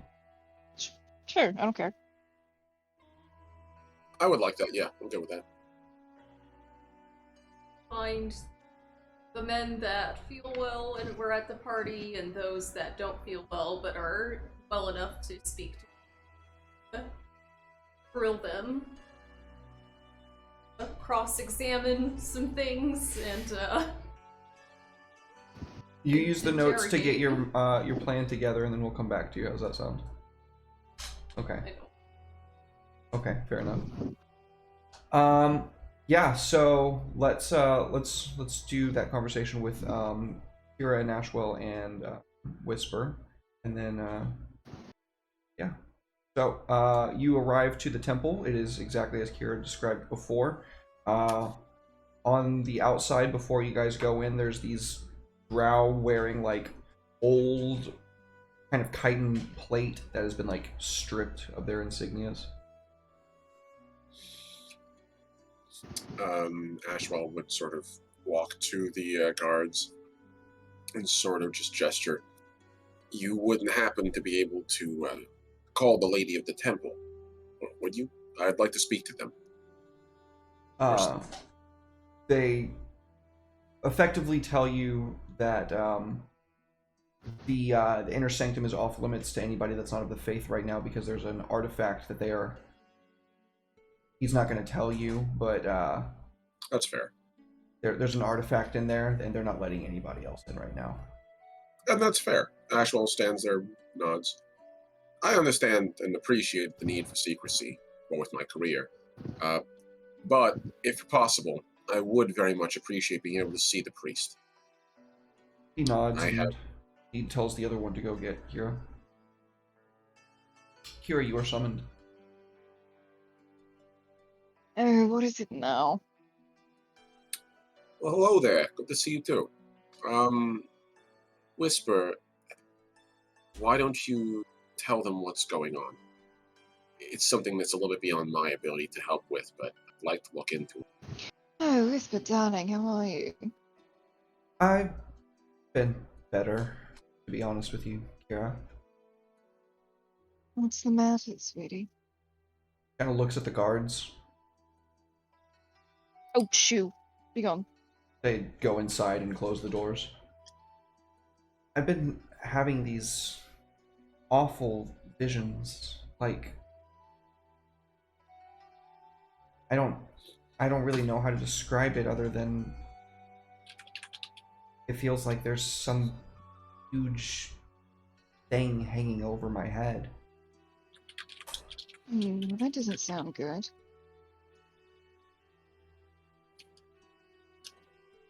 She recounts to you much of what she told to Ashwell. She describes being in the ruined city underground. She talks about this like infinite darkness pressing down upon her, and this like kind of infinite yawning black that just like sits above her, that she feels like kind of when she closes her eyes while she's awake, she can still kind of feel. Can I make a wisdom-based religion check on if any of those Yeah, symbols are familiar to me? sure. Cool. Okay.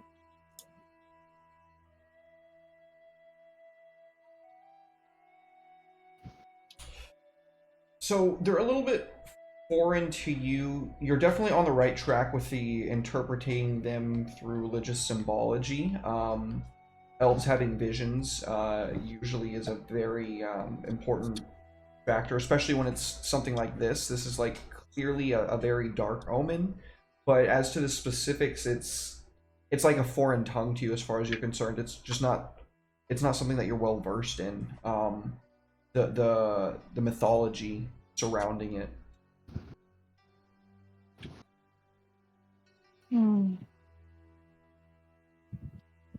Well, it certainly sounds very archaic and deific, I might say. I'll have to look into it. Would you give me a little bit of time to do that?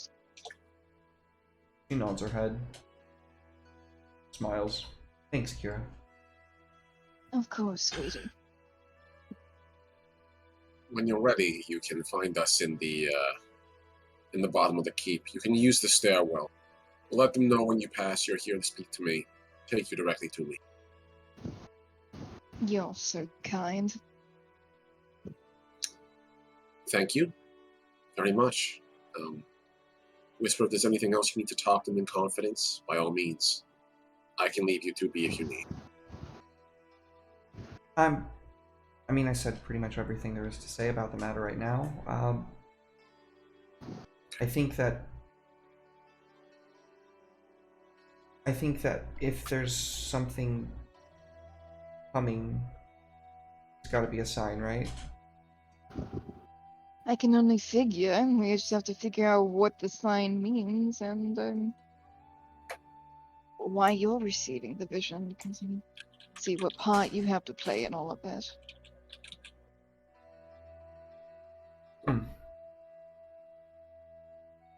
This is weird. Yeah. Indeed. Well, until the doom upon us all lands, you're welcome to remain with us, of course. Continue your service as you'd like. And if any day comes where you need to go handle this, you know the drill. Oh, you'd make such a good father. He turns and grins. I'm doing my best. Let's be real. Parenting was never really a strong suit of mine. Have you had children? No, I never did. Would you like to? No, I'm kidding. Would you like to right now? I can drop a contract. I'm actually a surrogate as a part-time job for some extra cash. He has a good chuckle. Thank you very much, Kiara. I appreciate it. Let's go, Whisper. We have work to do getting set up for that party that we're going to have soon. You're invited, by the way, as is your congregation. Should be plenty of food and wine. And sort of like walks away. Lovely. Supply the food. We'll supply the debauchery.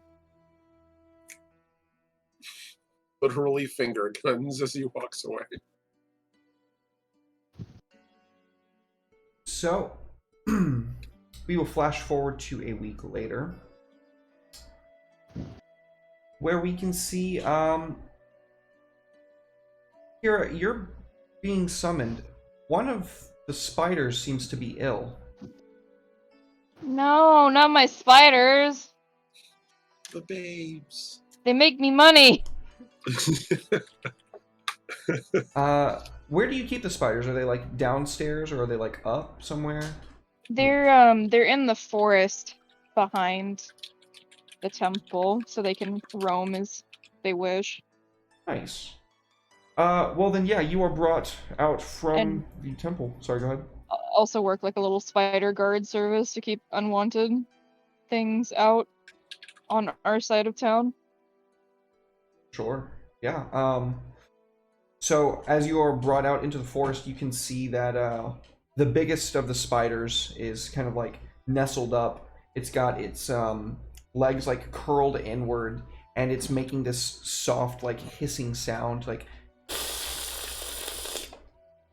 Oh, what's the matter with you, poor thing? It chitters and chatters when you put your hand close to it, and for a second it looks like it might bite you, and then all of its eyes blinks, and then like focus on you, and it like that animal like savagery fades, and like recognition passes over its eyes again as it looks at you. It does not look very good for this poor sweet spider. I would like to make a medicine check to identify whether this is a natural ailment or a magical ailment. Go right ahead. You are absolutely positive that there's nothing natural about this. Oh dear. Okay. What's going on? They, the keepers of the spiders kind of like look to you and they shake their head vigorously like they have no idea. They're crying profusely like this is obviously like the biggest spider, so everybody has like a soft side for it because it produces the most silk and the most like clutches of eggs.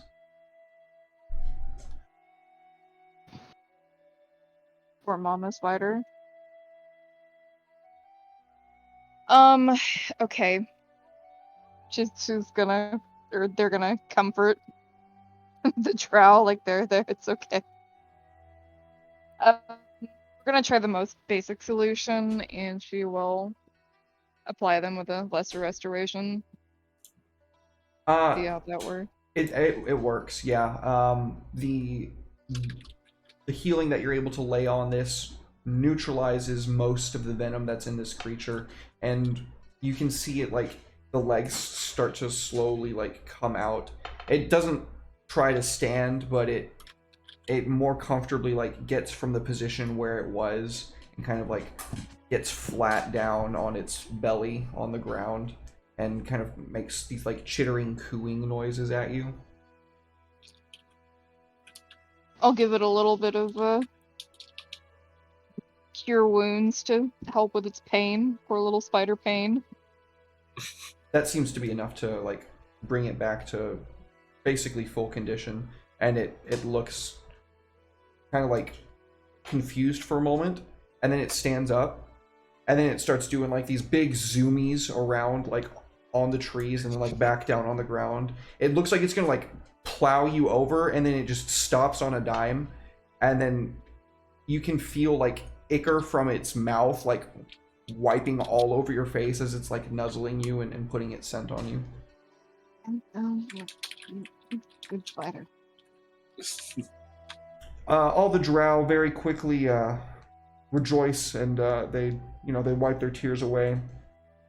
They say praises and blessings to Persephone, and they tell you that they're thankful that you were here. At this point, now that the kind of like sorrow, the overwhelming grief that these elves were feeling has kind of passed, one of them kind of like has this moment of like, wait a second, there was another one of us here earlier. I swear there was. Where'd they go? And then we're going to cross over back to Zarn. Zarn, what is your first course of action? First I go visit men that are particularly ill. Anti-superstition.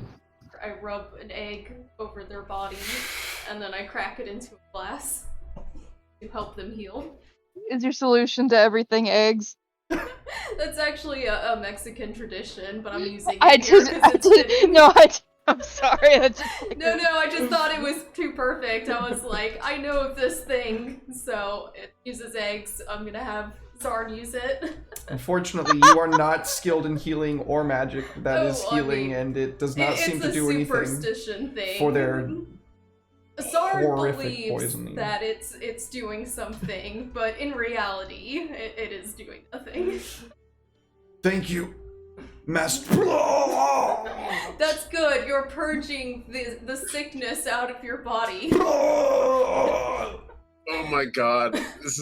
Oh god. This is like someone coming to visit someone with like hemorrhagic fever and waving crystals over their head. It hurts.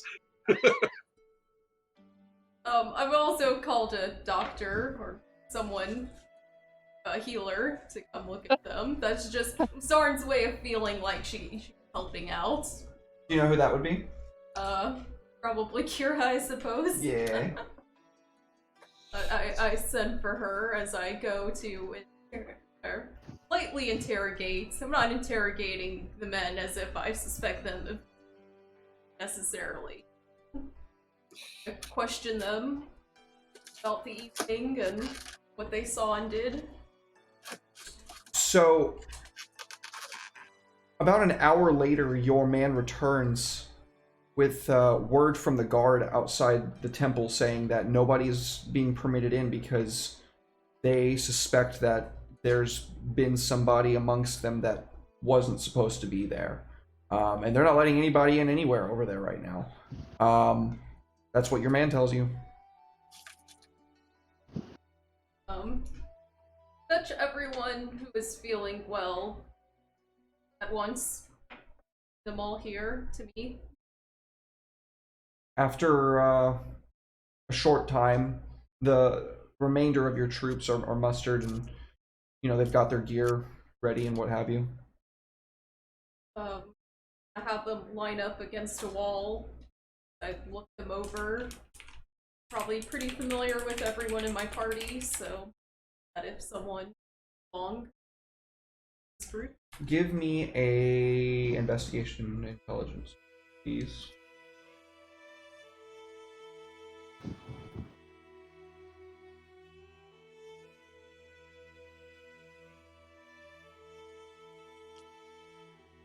You don't see anybody amongst your men that you don't recognize. No, not at all. They all look like the men that you're used to serving with, or having served you, I guess really is the proper way to phrase that. And I question them, vigil in private. You have a lot of men. How many is there? Like a total of like over 100. Oh, dang it. Well, how many are not sick? I would say probably around like 60. Instead I address the crowd. Then I would like anyone who saw anything suspicious or out of the ordinary last night to report to me. I mean, actually out of the ordinary. I don't want to hear about your little bar fights or pretty girl that you saw or whatever. Hot elf. I'm aware of the hot drows that were at the party. I don't need to recap on that part. Okay. None of them really have anything to say. Most of them were on duty keeping watch, and none of them really saw anything out of the ordinary. Darvin's the only one who saw someone suspicious at the egg. Well, more specifically, what Darvin saw was somebody refilling the grog, but he just refilled the grog like 20 minutes before that himself. And also, what the person was refilling it with smelled absolutely awful. You didn't think to come tell me, Marvin. I just thought it was more grog. Did anyone here recall refilling or seeing anyone refill the grog? A couple of them look to each other like, I mean, yeah, there are probably servants down there refilling the grog, yeah. So all of you were too distracted by the drow, is what you're telling me. They kind of like go to attention and put their heads down. Have I taught you nothing? Search, terrorize, observe, and pillage. Those are your duties, and you have failed. Disappointedly, they just kind of hang their heads. If I will have to solve this mystery on my own. Fetch me the grog. They bring you out the grog, and yeah, it smells absolutely awful. You can tell that as soon as they like pry open the lid. You don't even like just instantly, oh god, what the fuck is that? It's like rotten eggs. I don't think it smells that bad, honestly. No? I should have picked something different. I don't know much about much, but I can at least do an Arcana check to see if, like, there's any magical properties. Say that again. Can I do an Arcana check to see, like there's magical? You could cast Detect Magic if you're trying to see if there's magic in the grog. I don't know.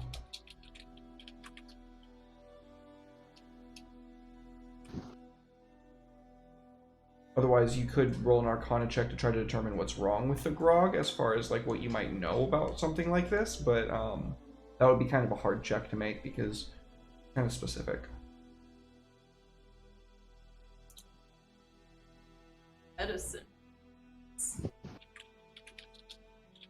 I would say medicine would make sense in this situation.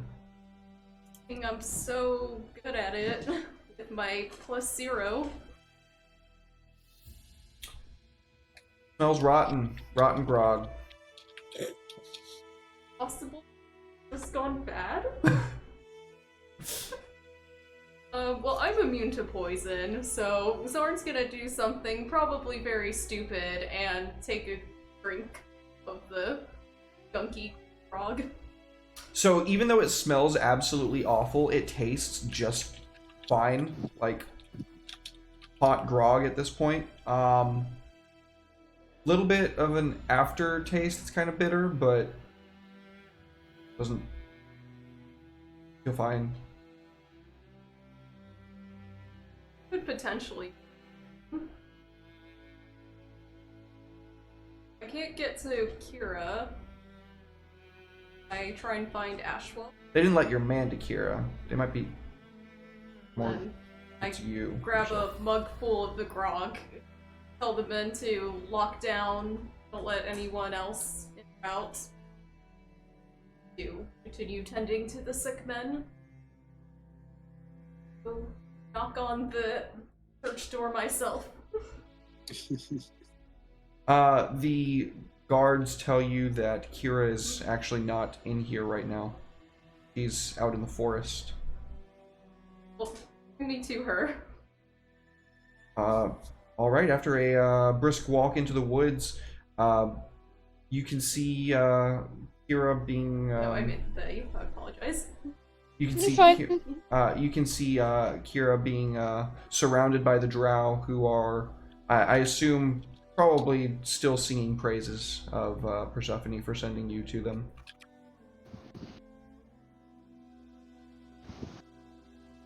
Just kind of awkwardly make my way in, just like mouthing the words of praise as well, trying to fit in, like someone at church who doesn't know the hymn that's being sung.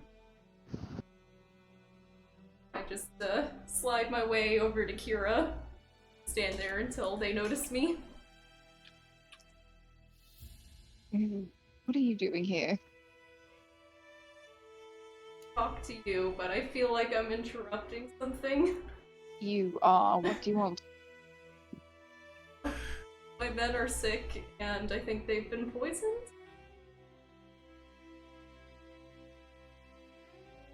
Are you serious? Yeah. This is what I think they were poisoned with. Nice prop. I mean, I don't think it smells that bad myself. I took a drink, it seems fine, but they drink it, and now they're, like, dying. Not literally, but they feel like they are. Kira's gonna take a whiff.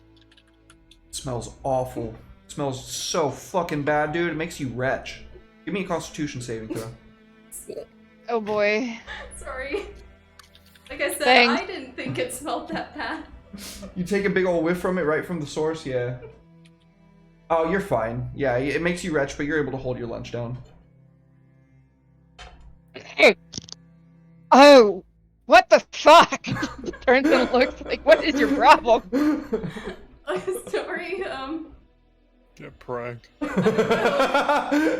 they drink it, they're sick, I drink it, I'm not sick. I don't know what's going on. You smelt it and you almost got sick, so clearly there's something wrong with this grog. Therefore, Out of you care- must have felt it. I was Out thinking the same thing, Red. Goddamn, both of you. Out of curiosity, Kira is gonna take the mug from Zarn and go hold it out to the spider that was previously sick. It takes a sniff and then very quickly just bats it away from you and then like hisses and like stands in between you and the mug. My men We never have a- do things like that for me. We have a poisoner in our midst, and it seems that they're getting around to everyone. Who could it be? You ever think that might be because you built on top of where Zuggitmoy's corruption was? Did you ever consider that? Nah. What could that possibly have to do with anything? Oh, I don't know. Maybe Vaughn, the smartest man alive, was like, this doesn't seem like a good idea. Took off. Ooh, shocker. Everything's going wrong. Soon you're going to be sprouting mushrooms from your armpits. And singing Super Mario Bros. And shit. You say that like you know from experience. Sprouting mushrooms and singing Super Mario. I've done one of those two things.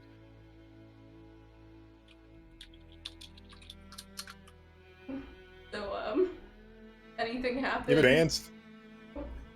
No, I was gonna say you have advanced dysentery on your hands. I was gonna ask, like, does the ground sizzle and burn or something? Nah. No. Somebody hire a druid. That's my recommendation. My out of character recommendation. Somebody get a fucking druid and like see what you can do about this mess that you've made for yourself.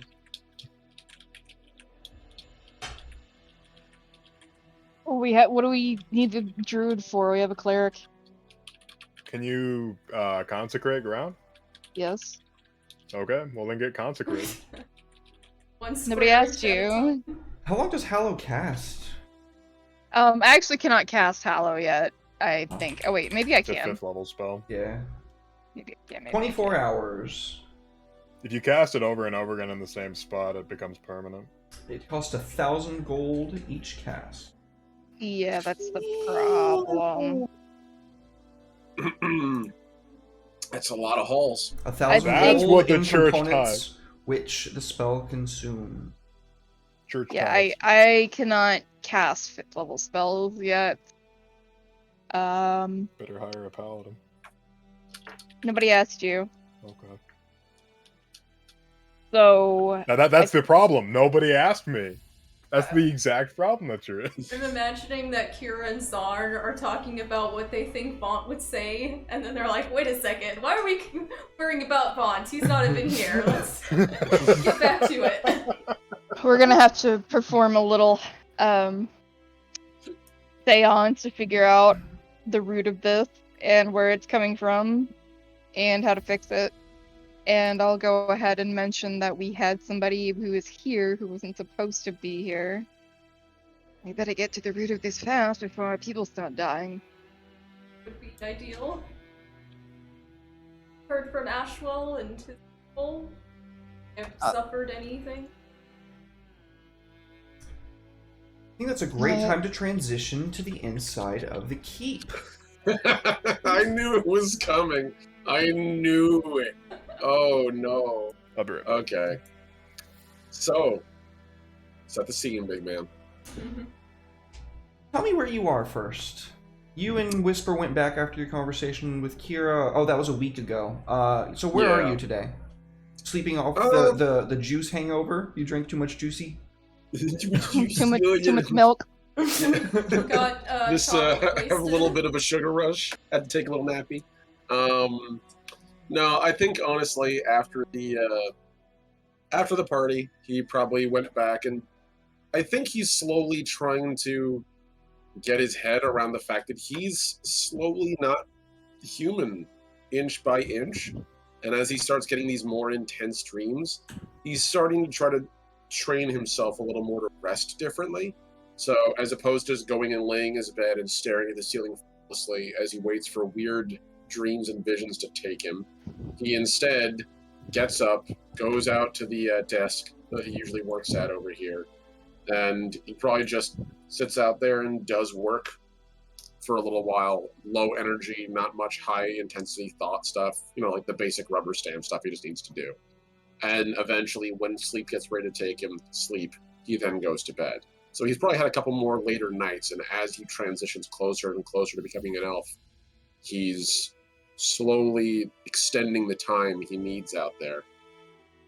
So he's probably in there, I'd imagine, depending on what time of day it is. So,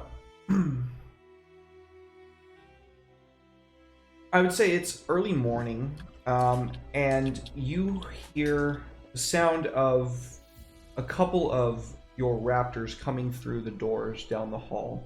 Just as they make their way in front of you, they, very quickly, stand on the opposite side, kind of shoulder to shoulder facing you.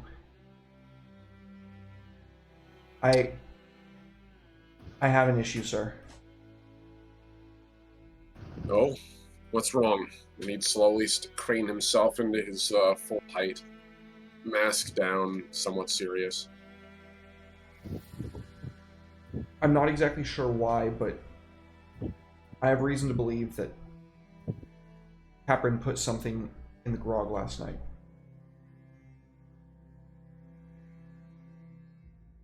He cocks his head a little bit. Wait a second. Hold on. So, okay. What leads you to believe that? As that's a pretty significant statement.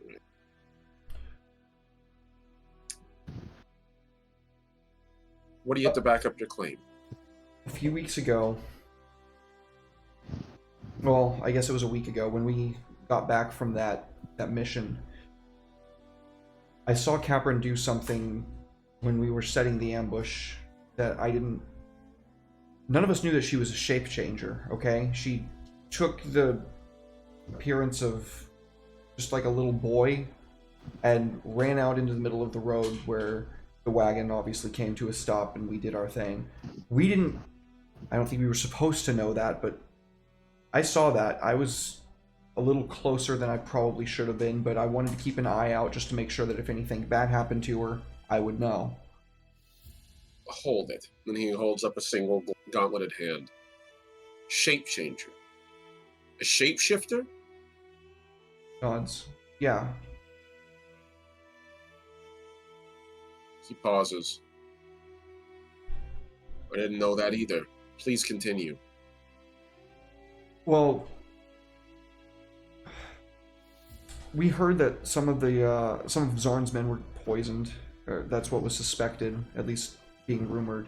So we did a little digging, and it turns out the only person that saw the servant was Darvin. We talked to Darvin, and he said that his eyes couldn't have been right because when they were pouring the grog in, they looked like a servant, but when Zarn approached them, it was Caprin. So, I don't know. Maybe the poison was affecting him fast. Maybe he drank too much. Bring me Caprin. Now. They very quickly rush off, and about 10 minutes later they come back. Sir, we can't find her. Well, he stands up and sort of runs his hands along the guitars at his thighs. His eyes begin to glow a little more dangerously as he walks his way out to the entrance. And he throws open the doors. How many people are out currently in the main chambers? Just the people that are off duty, recovering from the last night or getting their breakfasts. And none of them are sick? None of your people are sick, no. None of your people Right. drank from the same grog. Roger. All right. So he pauses, and he takes his fingers to his mouth underneath his mask, and he blows a long, deep, sort of piercing New York whistle, the kind that you use to stop a taxi, to get their attention.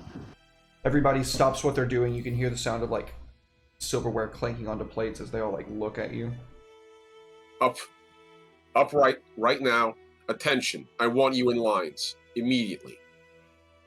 Very quickly they form into ranks and file. He slowly walks down the ranks, looking at each of them.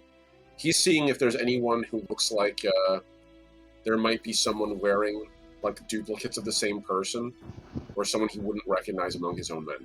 Give me an insight check. Okay. Let's see. Insight? Alright. Did.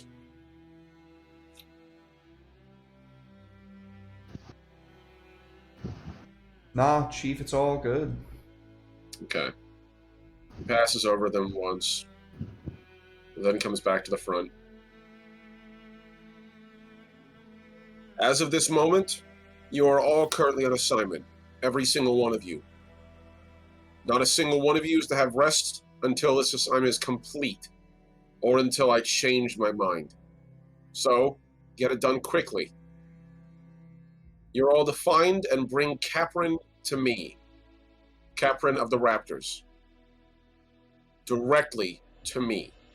You are not to engage in conversation with them. You are simply to let them know that I wish to speak with them. I've summoned them, and they are to come with you to see me. If they resist, you will let them go and let me know. If they resist repeatedly, I will change my orders, and you will all be ordered to apprehend them on sight, non-lethally. And he points his fingers at the folks at the very front rows. And if any of you kill them by accident, you will answer to me. Am I clear? They all shout affirmative. Go now. I want her here within the next 5 hours. They split off, and folks, this is intrigue. Intrigue has now begun. So what this effectively means is where is your domain sheet? It is here. So you have the actions that you can use on your on this domain sheet that you can do down at the bottom as moving against another organization. As for finding out what your actual to resolve this, like this whole problem that's going on right now, you would need to somebody would need to roll a resolve check and would need to get a 10 or better.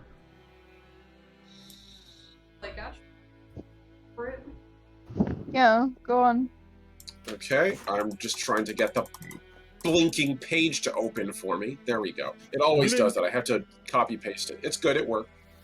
All right. So, and can I use my inspiration on this as well? Of course. All right. Cool. I believe I still have one bless left according to my notes. So, I will be using my bless. That's a D6. I'm just going to roll that in the open. Nice. 3. And I have my inspiration if I need it, and we're going to be using to resolve. Yeah. I don't know if you can roll using that, so you're just gonna need to roll a d20 into the tower for me. D20. You might want to use your inspiration on that one. Son of a bitch. Sorry. It's all right. I almost never use them, so. That's better. Okay. So, after about 2.5 hours, Whisper brings you Caprin. Rather, Whisper brings you to Caprin, where she has apprehended person and suspect. You are in Caprin's room, where she is bound and gagged on the ground. Thank you, Whisper. I appreciate your expediency as always. Leave She me. nods and closes the door behind you. Ashwell turns behind him, and then he drops the wooden plank over the door to ensure that if she wants to open it, she's got to open it the old-fashioned way. She can't physically bust her way out. It's basically a barred from the inside. He puts one hand on one of his guitars and leans down and undoes the gag. Are you unharmed? What's this about, boss?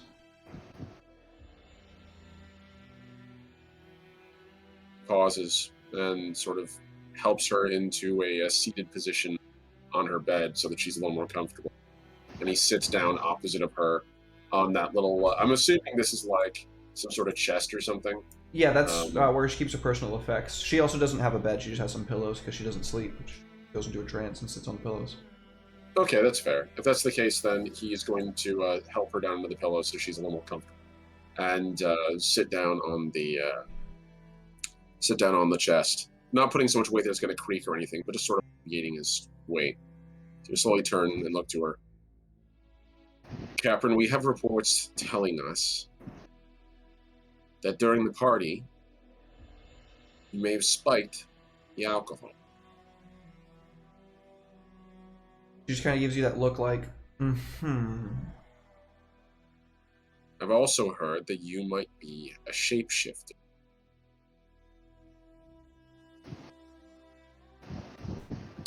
You told me you were a half-elf. I mean, give me an insight check. Okay.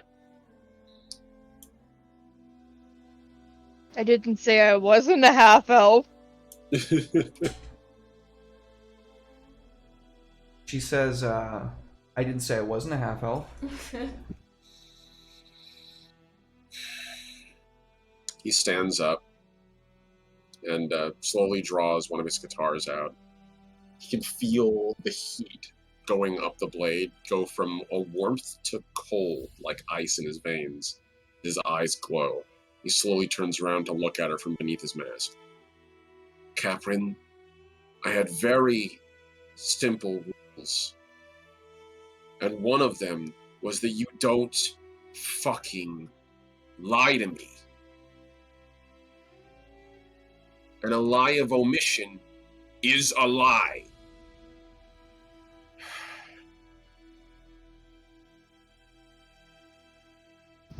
Did you spike the poison? Did you spike the alcohol with poison? Of course not. Why would I do that? I don't know. Why would you hide your identity from me? Do you think I would have judged you, of all people? Me?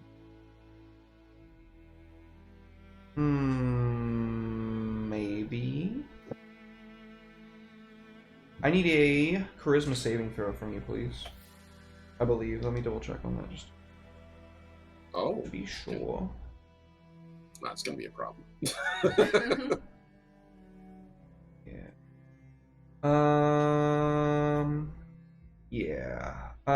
It is a goddamn wisdom saving throw. Okay, there it is. It was hiding from me. This I'm not too bad at, usually. So you can see this kind of green fire, like in a ring, burn out from her pupil until it like sediments around her iris just for a moment, and she says, "I think you should let me go." And then when she blinks, you don't feel any different. All right, I was nice before, but now we get rough. And he reaches over, fuck, and grabs you can her by hear the neck, and pulls her up to pin her against the wall, and puts the guitar directly against her sternum, and pushes enough for the tip of the blade to go through the first layer of skin. Fuck you, human. You're all going to die soon. And she's going to cast poison spray at you. Give me a Constitution saving throw. Sure thing.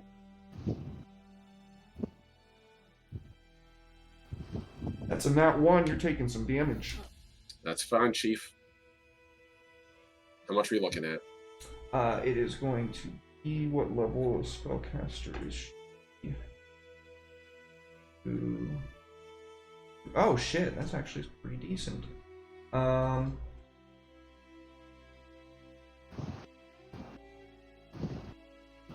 Oh, I rolled pitifully.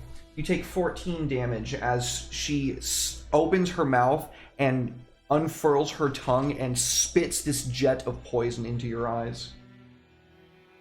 He would shout for a second. The door instantly opens and Whisper's there with a fucking hand crossbow pointed at the bitch. Just like waiting for the word. And he blinks his eyes and looks up as poison runs out of them. The purple fire glowing in them.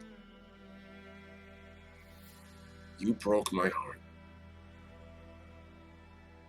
I'm sorry. And without another word, he just pushes the guitar all the way through and twists until it hits stone behind her.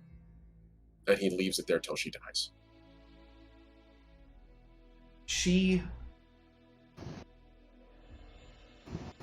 Before her body begins going cold, her form shifts into that of someone who looks very similar to Zarm. You can see this ring around her finger sliding off. And Whisper picks it up and says, "What is this?" It's this small jade Ouroboros. The eyes are these little set emeralds. Sir, I don't think that was Caprin. He looks into the dying creature's eyes.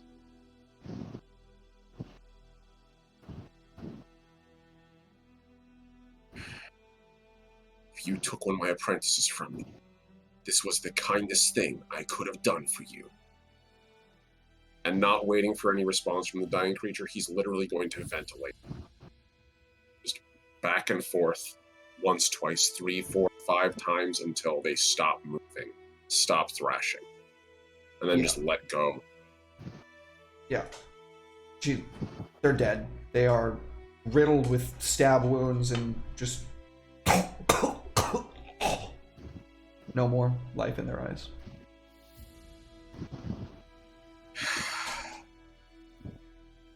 We've been compromised. Whisper, I need you to send the raptors out.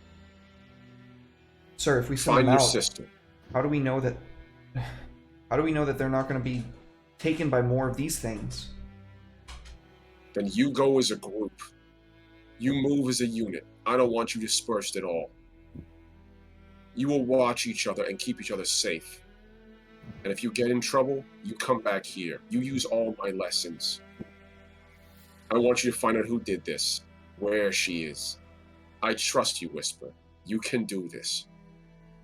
And if need be, I'll join you. Because this wasn't just an attack on us. Call the rest of the Syndicate.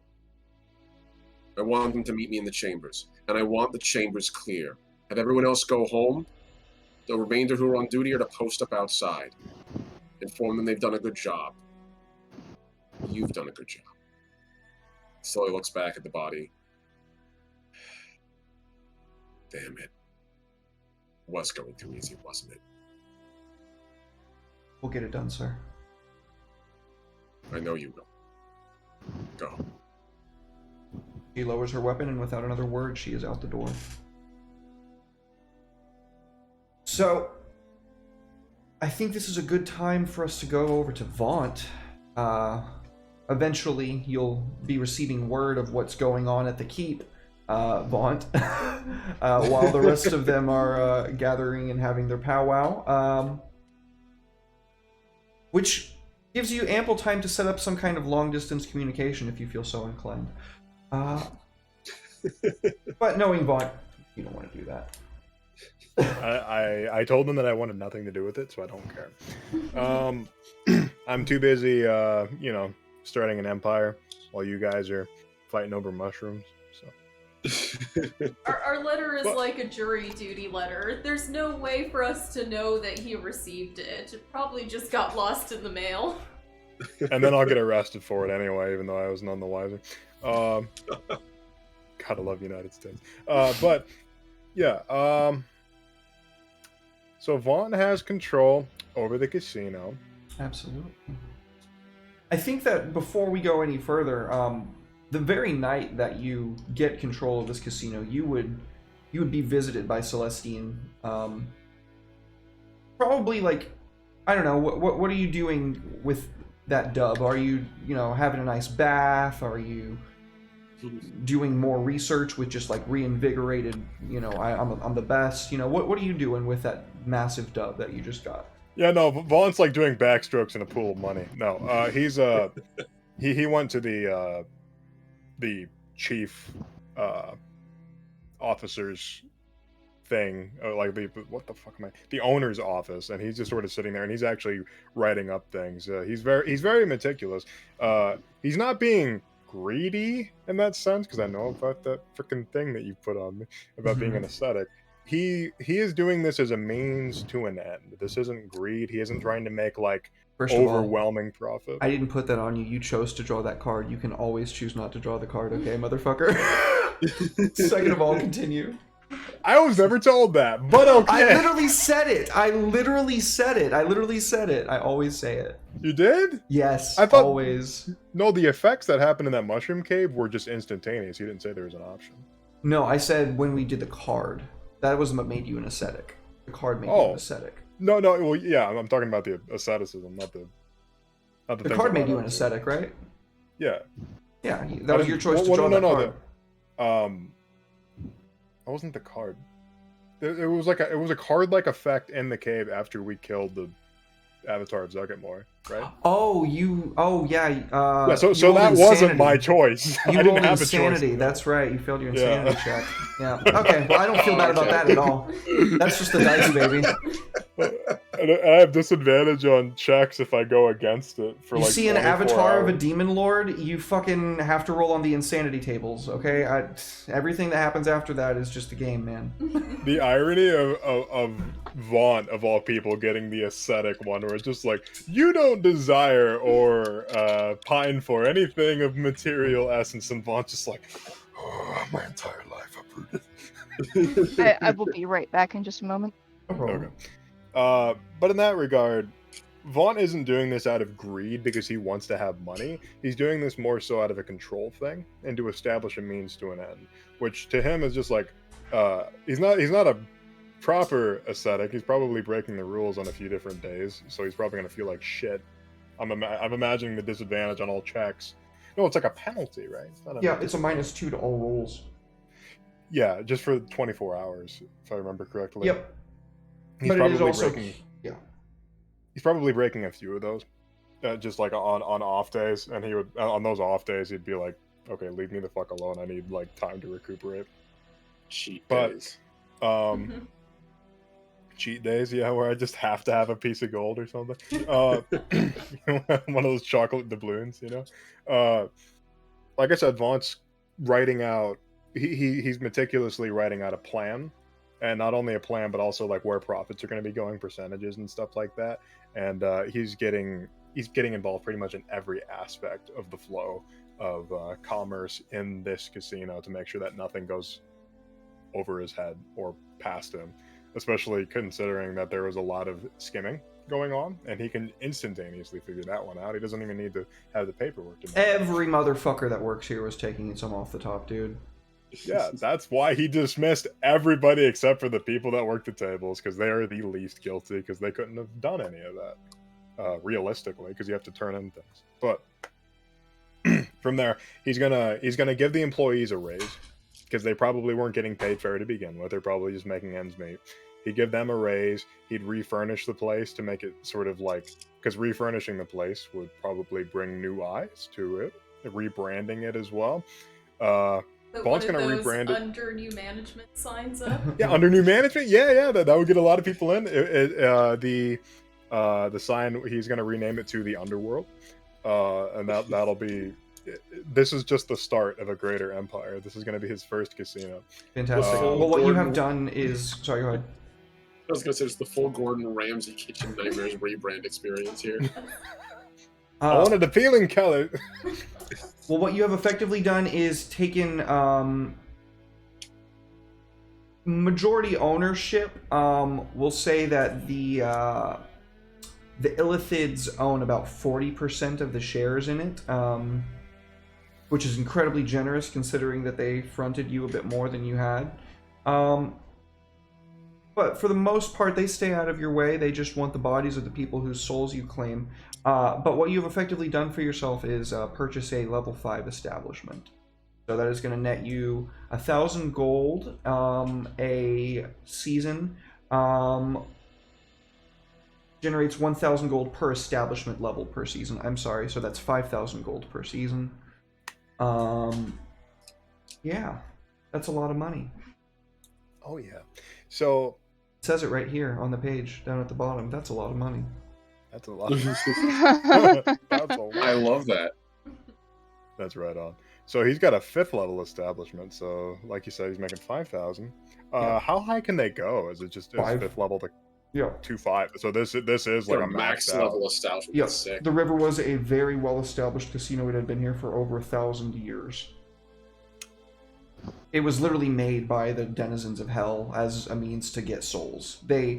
You very quickly learned that the money that this place operated on, it operated almost at a loss as it is, because it has no problem with people that have no money gambling here. As long as they have started gambling here before they lost all their money, they can gamble here forever. If they don't have money, they get little like fun coupons that they basically get to like just keep going up to the counter and getting more.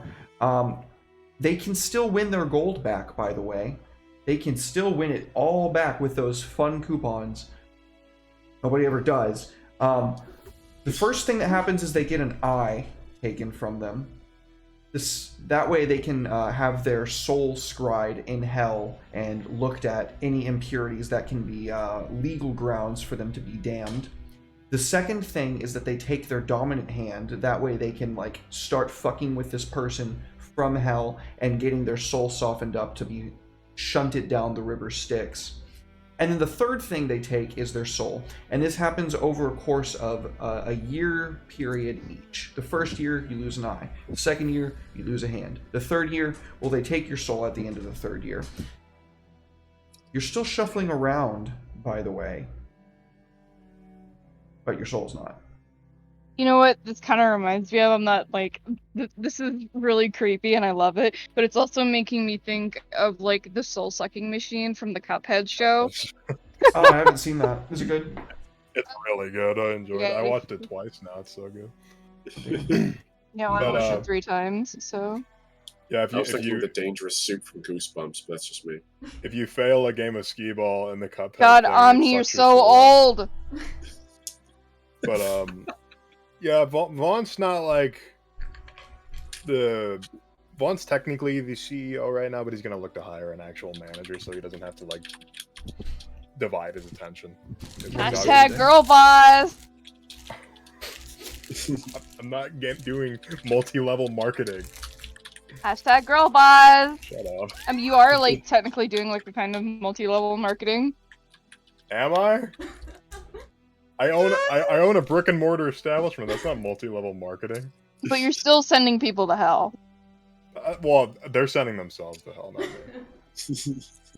Through infinite gambling. It's in the fine print on the 3rd page. Size 3 font. Anyone with a 20 times biopter can easily read it. It's the font like in the Santa Claus, where they like zoom in super close on the business card. Yeah, you need an electron microscope to read the finest of print. Well, people here an establishment where you can gamble forever and like never completely run out of money. You know. People have sold their souls for less.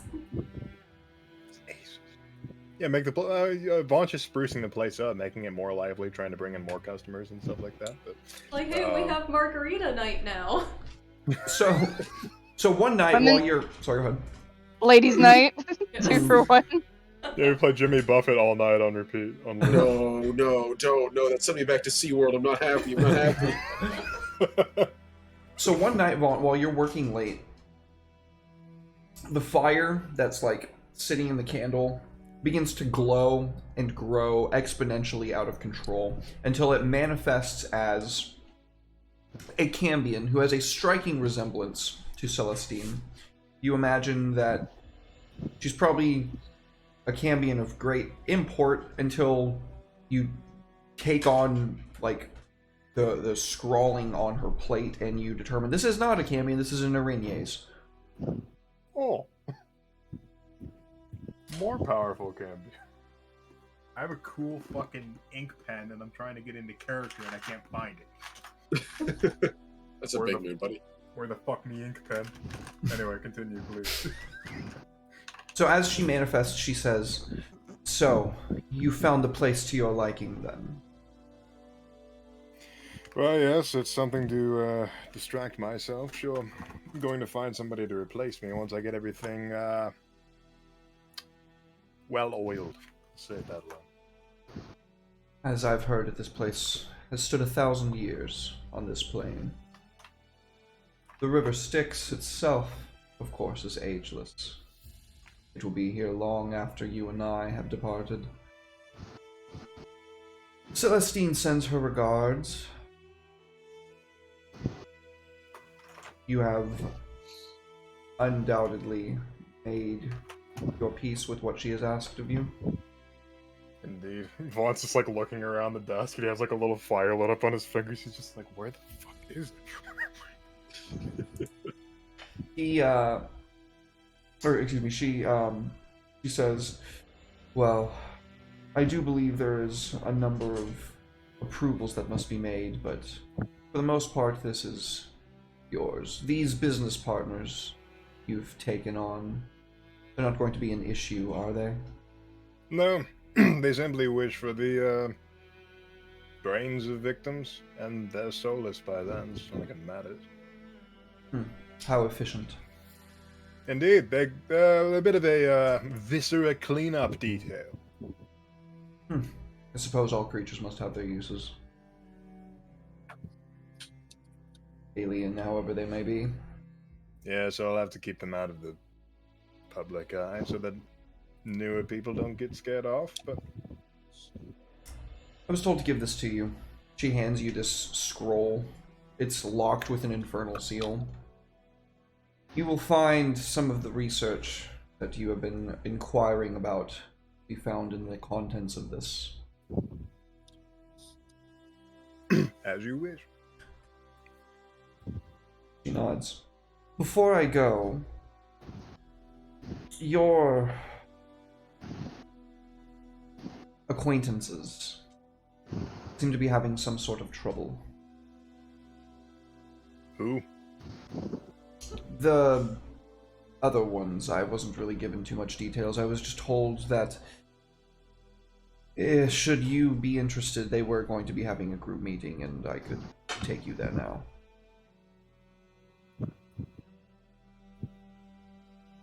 I'm quite busy. He rubbed his chin. I don't want to go.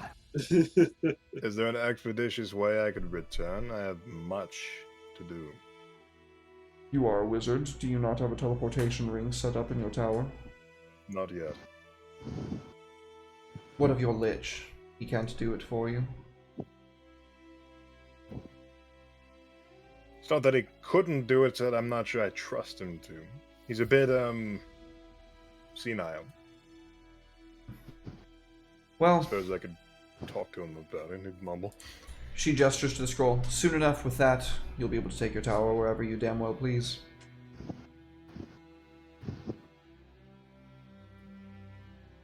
True. Well, give me a moment to read this, and then I...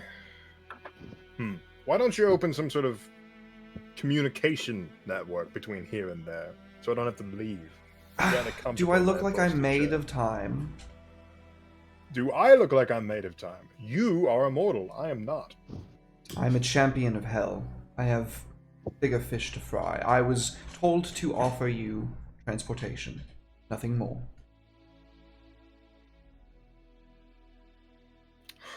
Devils and their specificities. Fine. Give me about a moment. I'll just have Glory finish up for me. Shake his head.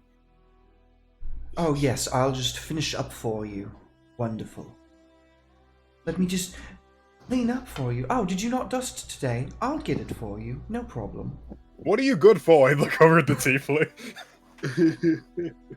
You've been sitting there reading ledgers. I've Clean been out the place. figuring out the back taxes we're going to owe once we declare the income. We are going to have to do that. You recognize that, of course. I'm more than aware, and I made that promise already. And I'll figure it out. If you do all the little bits of math in between, that would really expedite this process. Very well. I'll just continue doing what I've been doing. Clean up for you.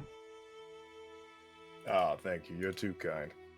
Teleport me. It's not at the at the area.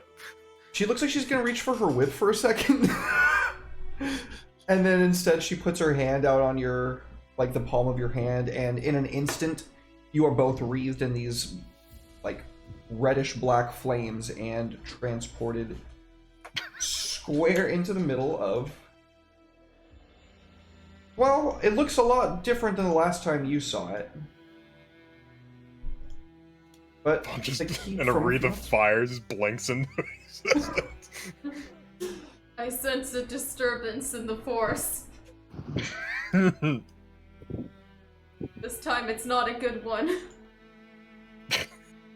Most disturbances aren't good ones. Earlier it was when I sensed you spending your money.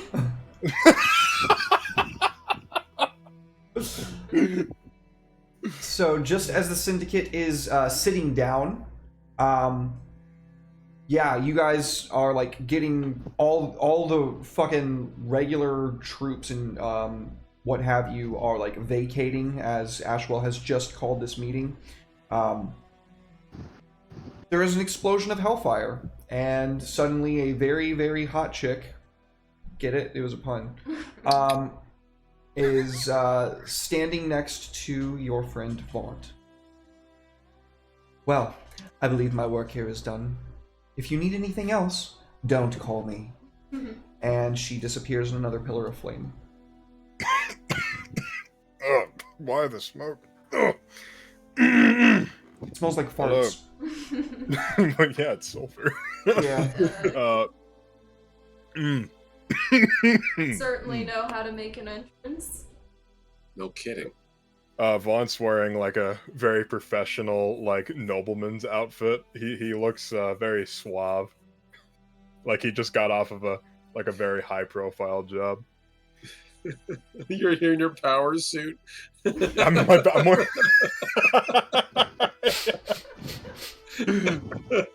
That's awesome. I love CEO Vaughn so much. I want this. Sigma male grind set.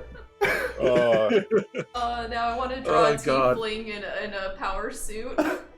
With a single stud earring. There's one. Only one on the right ear, not the left. Yes. With holding The a one red has, like, pill. He's gonna look like those motivational posters where it's like, I got up at 5 a.m., went to the gym for 2 hours. What did you accomplish Oh today? no, you know what it should be? It should be that green text of Jocko Willink where it's like 3:30 a.m., wake up, 3:32, shit the bed. 3:35, blame my wife or something. No. It's one of those posters of like the kids in the suits, like things to do before you're born. Open a 401k account. Own 3 exotic fish. Oh my god, I love this so much. So Ashwell was looking pretty dour prior to this, but that gives him a good chuckle as he sees you arrive. Welcome, then. Have a seat if you'd like. Don't feel obligated. Vaughn's wearing one of those, like, you ever see those medieval berets that have, like, the wide brim on them, and they're like that, like, the kind of like the hat I'm wearing, but has, like, a wider brim, and it's more fluffy. That's kind of what he's wearing. How does it account for your horns? There's holes in it. That, like, So you have to, like, angle it and, like, shuffle it down? Yeah, I have to do, like, one of these numbers. Like, Yeah, it's like carefully work it down. It's caught on, like, the edge of the hook of the horn. God damn it, every day. Oh my god, it's like pulling tiny whiteys on. You gotta inch them up along the horn. That is Oh, so God. specific and relevant. Oh god. Vaughn would be, on another note, Vaughn would be really good to play a game of horseshoes with. So Oh yeah. Vaughn's gonna take his seat at the head of the table like he's just used to that. So Ashwell's fine with it. As far as he's concerned, this is his team's table, not his. He eats dinners walking around here with these people, not with any seat of his own. So he slowly walks over. So we gotta talk. And he shows what he's been sort of dragging along the floor discreetly up until now, and tosses the body of the assassin on the table in front of you guys. It lands with a resounding thunk. Did anyone happen to catch a blue spy on the way here? No. Yeah. And we have a We have problem. a problem. What the creature looks like? It looks like you, but the scales are kind of this, like, more ruddy color, almost reddish brown in the light. Imposter! Not literally like you yourself, but like a serpentine, like a yuan. A Yuanti. Yeah. A you wannabe. Hmm.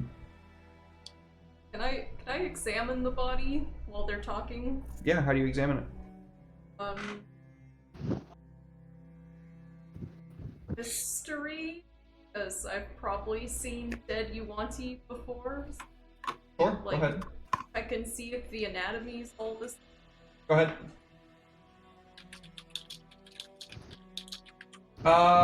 So this is not something that you are particularly well versed in. The Yuan-Ti that you have kind of, grown up with and know the culture of, they look like you. They have a really greenish tint to their scales. They don't really have this kind of reddish color to them.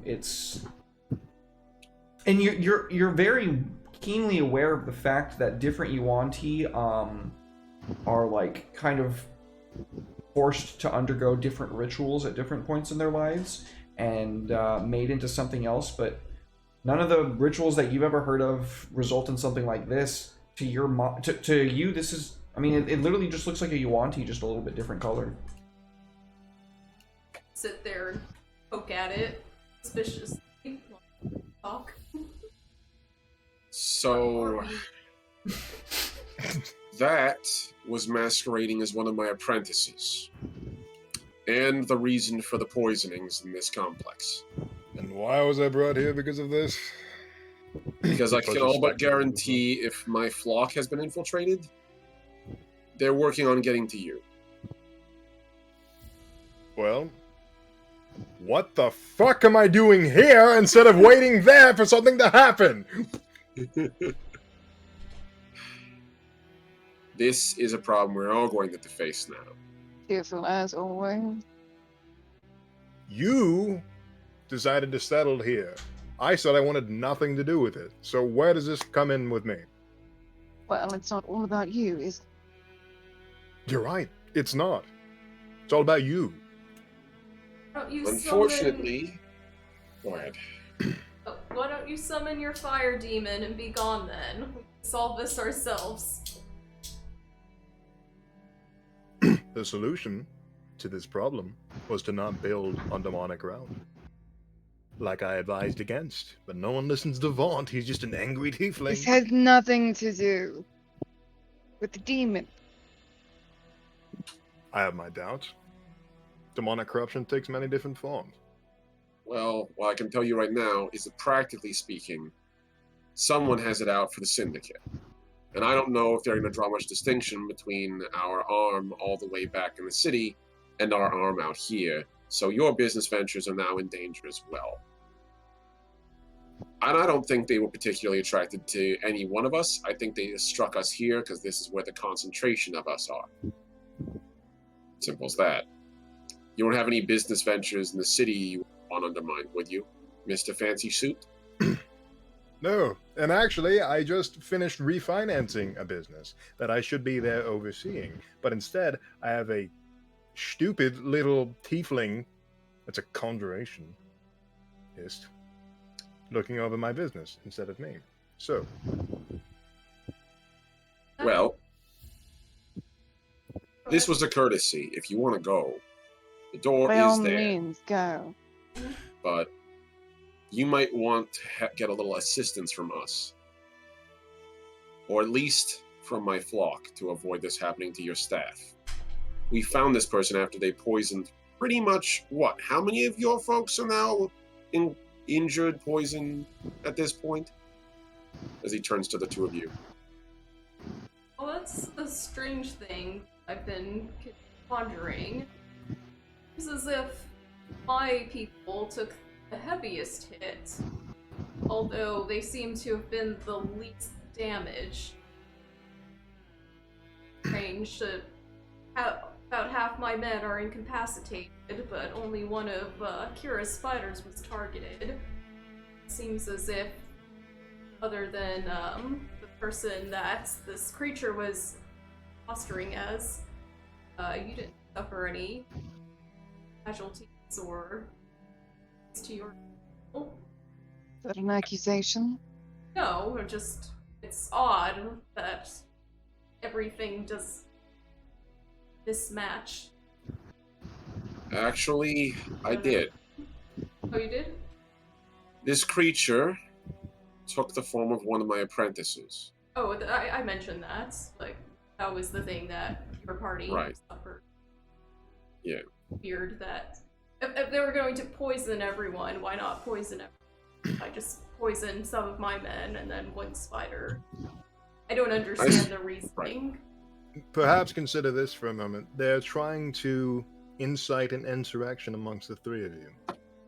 I trust everyone at this table. I'm not accusing anyone of... I'm aware of this, but they want to sow distrust.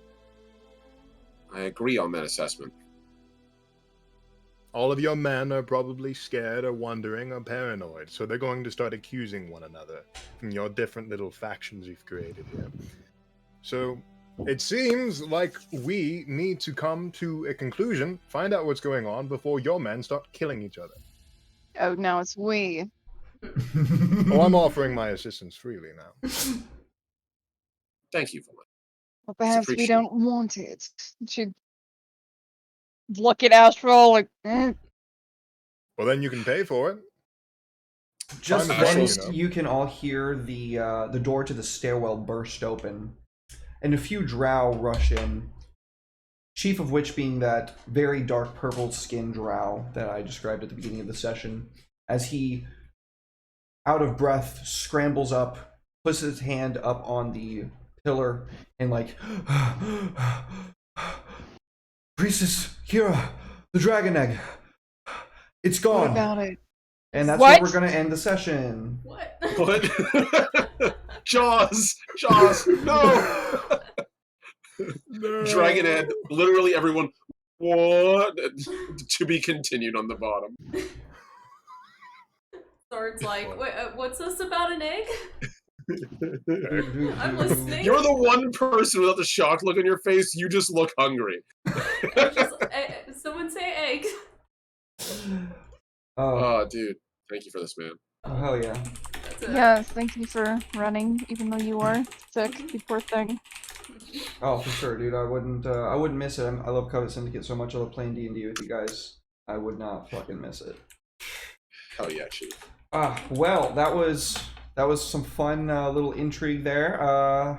Look at that. I ran a shorter than 4-hour session. Holy shit, it is possible. That was a 3-hour session. That's a pretty. I feel good about that for having having COVID for Covet Syndicate. Well, my homies, would y'all mind going through and telling people where they can find you, what you're up to, and all that good stuff? I'll start again, I suppose. Thank you. You can find me on Twitter at Let's here on Saturdays. And like, it's not this Wednesday, but the Wednesday after. Mouse-Guard. Mouse-Guard! Awesome Mouse-Guard. people. Yeah. Looking forward to that. I'll actually be off that whole day. Hell yeah. Woo, Nice. yeah. Mega nice. Hell yeah. So ready. Yeah, cannot wait for Mouse-Guard. Well, thank you for being here, Natalie. Much love, as always. Omni. Hello, everyone. I'm the Last Omnitech, your favorite robot American. And yeah, you can find me here on DMDM Studios on Saturdays and also a couple of other days playing on various games, both under Red, Derek, and Andy, also known as Lost Haven Art. And also you can catch me on my Twitch at twitch.tv/TheLastOmnitech, all one word. You can also find me on Twitter at TheLastOmnitech. I keep the brand pretty much on point wherever I go. And yeah, I run 3 streams a week, Wednesday, Thursday, and Saturday. Saturdays we do the Stellar Force World Build community, and I've been working a great deal prepping my upcoming Legacy project, hopefully to run it later this year with our friends here on this channel in a different time slot. We have Thursdays where we do the Breakfast Club, where we all hang out, eat, chat, and you guys can all relax and we can play video games or do whatever. And then finally, Wednesdays, I'm going to be doing The Post Mouse, a 2-hour combination prep and recap session for Mouse-Guard as it comes out. I do that every week. The weeks we're not prepping for campaign, be recapping and vice versa. And that's going literally every Wednesday at 2 p.m. EST. And also you will catch me here on this channel, finally running a game that's Mouse-Guard, not this coming week, but next Wednesday, and I'm super hyped to run it with this awesome crew. And that's Hell me. yeah. Cannot wait. Thank you, Omni. Thank you for being here, dude. Much love. Cannot wait for Mouse-Guard. It's going to be a blast. Thanks, Chief. This was a blast. Thank you for finally letting me ventilate a spy. This was super cool. Oh, hell yeah, dude. I don't really... I have a lot of experience running Intrigue, mainly because it's just not really what came up a lot in my last campaign. So I got some help from Andy, and he helped give me some pointers. Andy's a fucking legend. Love Andy. It's so nice to have this community that I can fucking go to and ask about and shit. I love you guys. Elise, who probably hates me now for being like, ooh, Dragon Egg at the beginning of the session, and then yoink! My dragon egg! I'm so sad. I don't want my dragon egg back. Fuck you, Derek. It's fair. I'm Elise. I do art things. Please join me on Twitter and subscribe to my newsletter for free resources, i.e. brushes, software, lessons. If you are an artist and you want to improve your art skills, more blog posts coming out soon, starting this next week. Very cool. Awesome. Well, thank you for being here, dude. Much love as always. Much appreciated. Oh, I just realized I've never said this. You can subscribe to my newsletter by clicking on the link in my Twitter bio. Oh, do that. Nice. Subscribe. Yeah. It's absolutely free! Oh, free. Yeah, and it comes with free stuff. Ooh. Yo, if you that's like actually free- pretty sick. If you like free stuff, I have lots of free stuff in my newsletter. So, Go get it, folks. yeah. Free stuff. Oh, yeah. Well, thank you again, Elise. Much love, dude, as always. Red! Hello, it's me, Red. I am one of the 3 primary colors, and I am a writer in the community. I do a lot of different stuff. I'm a multimedia artist. You can find me on Twitter at VA Redemption and on Twitch at Redemption VA. The only reason that those are different is because a fucking church exists. Fuck the church. Anyway, Fuck so the but yeah, I'm going to be doing a lot of writing projects throughout September to the end of the year. Actually, July to the end of the year, because I'm doing all 30 of the. Well, Elise is probably going to be helping me with a lot of them, but together we're going to be world building with the World Anvil prompts, and those will be a lot of fun. We're building an entirely new world from scratch. I might stream some of it, because World Anvil literally said that they would love for me to stream some of it, so I'm like, Let's fucking the official go. Twitter. Yeah, I was like, That's oh, I Dude, guess I that's got awesome. it now. Hell But yeah. I'll be doing that probably on my Wednesday and Friday streams throughout July, probably Monday or Sunday streams, depending on how I'm feeling about things. But yeah, if you want to pick up a cool book that I wrote, the price has been recently reduced to $2.99 on Amazon as Olvad the Ardalite, so check that out. It's going to be on sale for a limited time, running from now until July, or until I feel like ending it, or I remember to end it. That's me. Oh yeah, also, Cyberpunk Red on my channel, Thursday, 2 p.m. CST, next week. This coming Thursday, rather. Omni's in it. If you like Omni, you can get more Omni there. And Hell yeah. having a blast. Having a great time. Sick. Well, thank you, Red, for being here. So much love, dude. Can't wait for Lancer next week. It's going to be so much fun to blow shit up again. Last week was insane because Natalie fucking climbed inside of Mech and blew herself up. We finally had a Manticore blow up. I was like, wouldn't it be fun if she rolled 2 ones and then she immediately rolled 2 ones? I was like, this is great. Oh, it was perfect. It was funny also because it was like before that she'd forgotten to like select her mech, so like that was the first time she even had it, and she was like, "My mango is to blow up." Like, no, buddy. Yeah, it was fucking awesome. That was a great session. You know what? In my head, whether she meant to, like, whatever flavor Natalie's going for, my idea was just that Arkan was mismanaging her mech. And, like, that was, like, it. That's all that happened. Oh, 100%. She has no idea what she's doing. So that was sheer dumb luck. Like, she accidentally hit the wrong button at the right time and just... Yeah. Self-destruct. They hit the wrong button. Yeah, what does this say? Slef destruct? What? Right, what does this big red button do that says do not push? I think I'm gonna push it. And why is it the biggest button on my console? Why is it my entire console? It's like a If Fisher they Price didn't want toy. It's me like to push this. it, they Yeah. wouldn't have made it so shiny. I mean, it is a Manticore. It wants to explode. So, No, just like the idea, if you've seen a Manticore, there's like the spikes on the back, like the Halo Needler. I'd Yeah. imagine the spikes just exploding and like hot plasma just shooting out of all of them. Oh Jesus. my god. Guys, my suit's leaking. Is that good?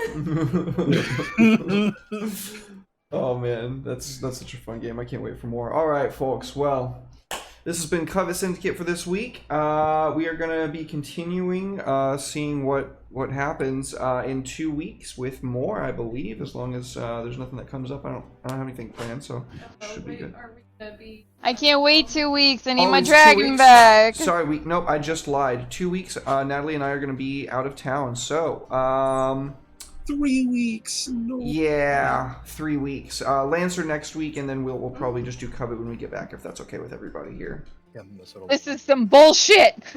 Sorry. I need my dragon back. Sorry. Well, you still need somebody to, figure out. You need your homies to get back with the info of how to take care of a dragon from the And I from the need an capital. apprentice. My baby is gone. I do Oh, not your- know where she is gone. Your baby's gonna be gone a apprentice while. never existed. Your baby's I gonna be gone a minute. Yeah. I'll Yeah. be so sad. I'm gonna be so sad if I I'm find sorry. out she just never existed and she was a construct. Oh no, she was definitely real. She got replaced. Like, I know. I'm fucking with you. Oh, God. okay. No, she wasn't a false Hydra. She didn't get hit by a false Hydra or something. Oh, you're good. Well, that's it for us tonight, folks. We're gonna be raiding into the Dog-Faced Gamer. Thank y'all so much for being here. We love y'all. We appreciate y'all. Tomorrow, the birthday of Lady Shirai. It is a Houses of the Blooded one-shot. It's got like 6 people. Spirina, who's been a long-time chatter, long-time homie, is going to be on it, so that's going to be awesome. He was here for the charity stream that we did, so that's cool. JJ as well. Tyreek DM, I believe is his name, is also going to be there, and then some of the usual faces that you're used to seeing on Sundays as well. I hope I'm not leaving anybody out there. But other than that, no Curse of Strahd on Monday. My boy is still without his computer, so no Curse of Strahd this week. Dark Heresy on Wednesday at 5 p.m. Central Standard Time, and then Saints and Sinners next Friday at 6 p.m. Central Standard Time. Lancer at 6:30 next Saturday. Good night, everybody. We love y'all, and we will see y'all next time. Bye-bye. Peace.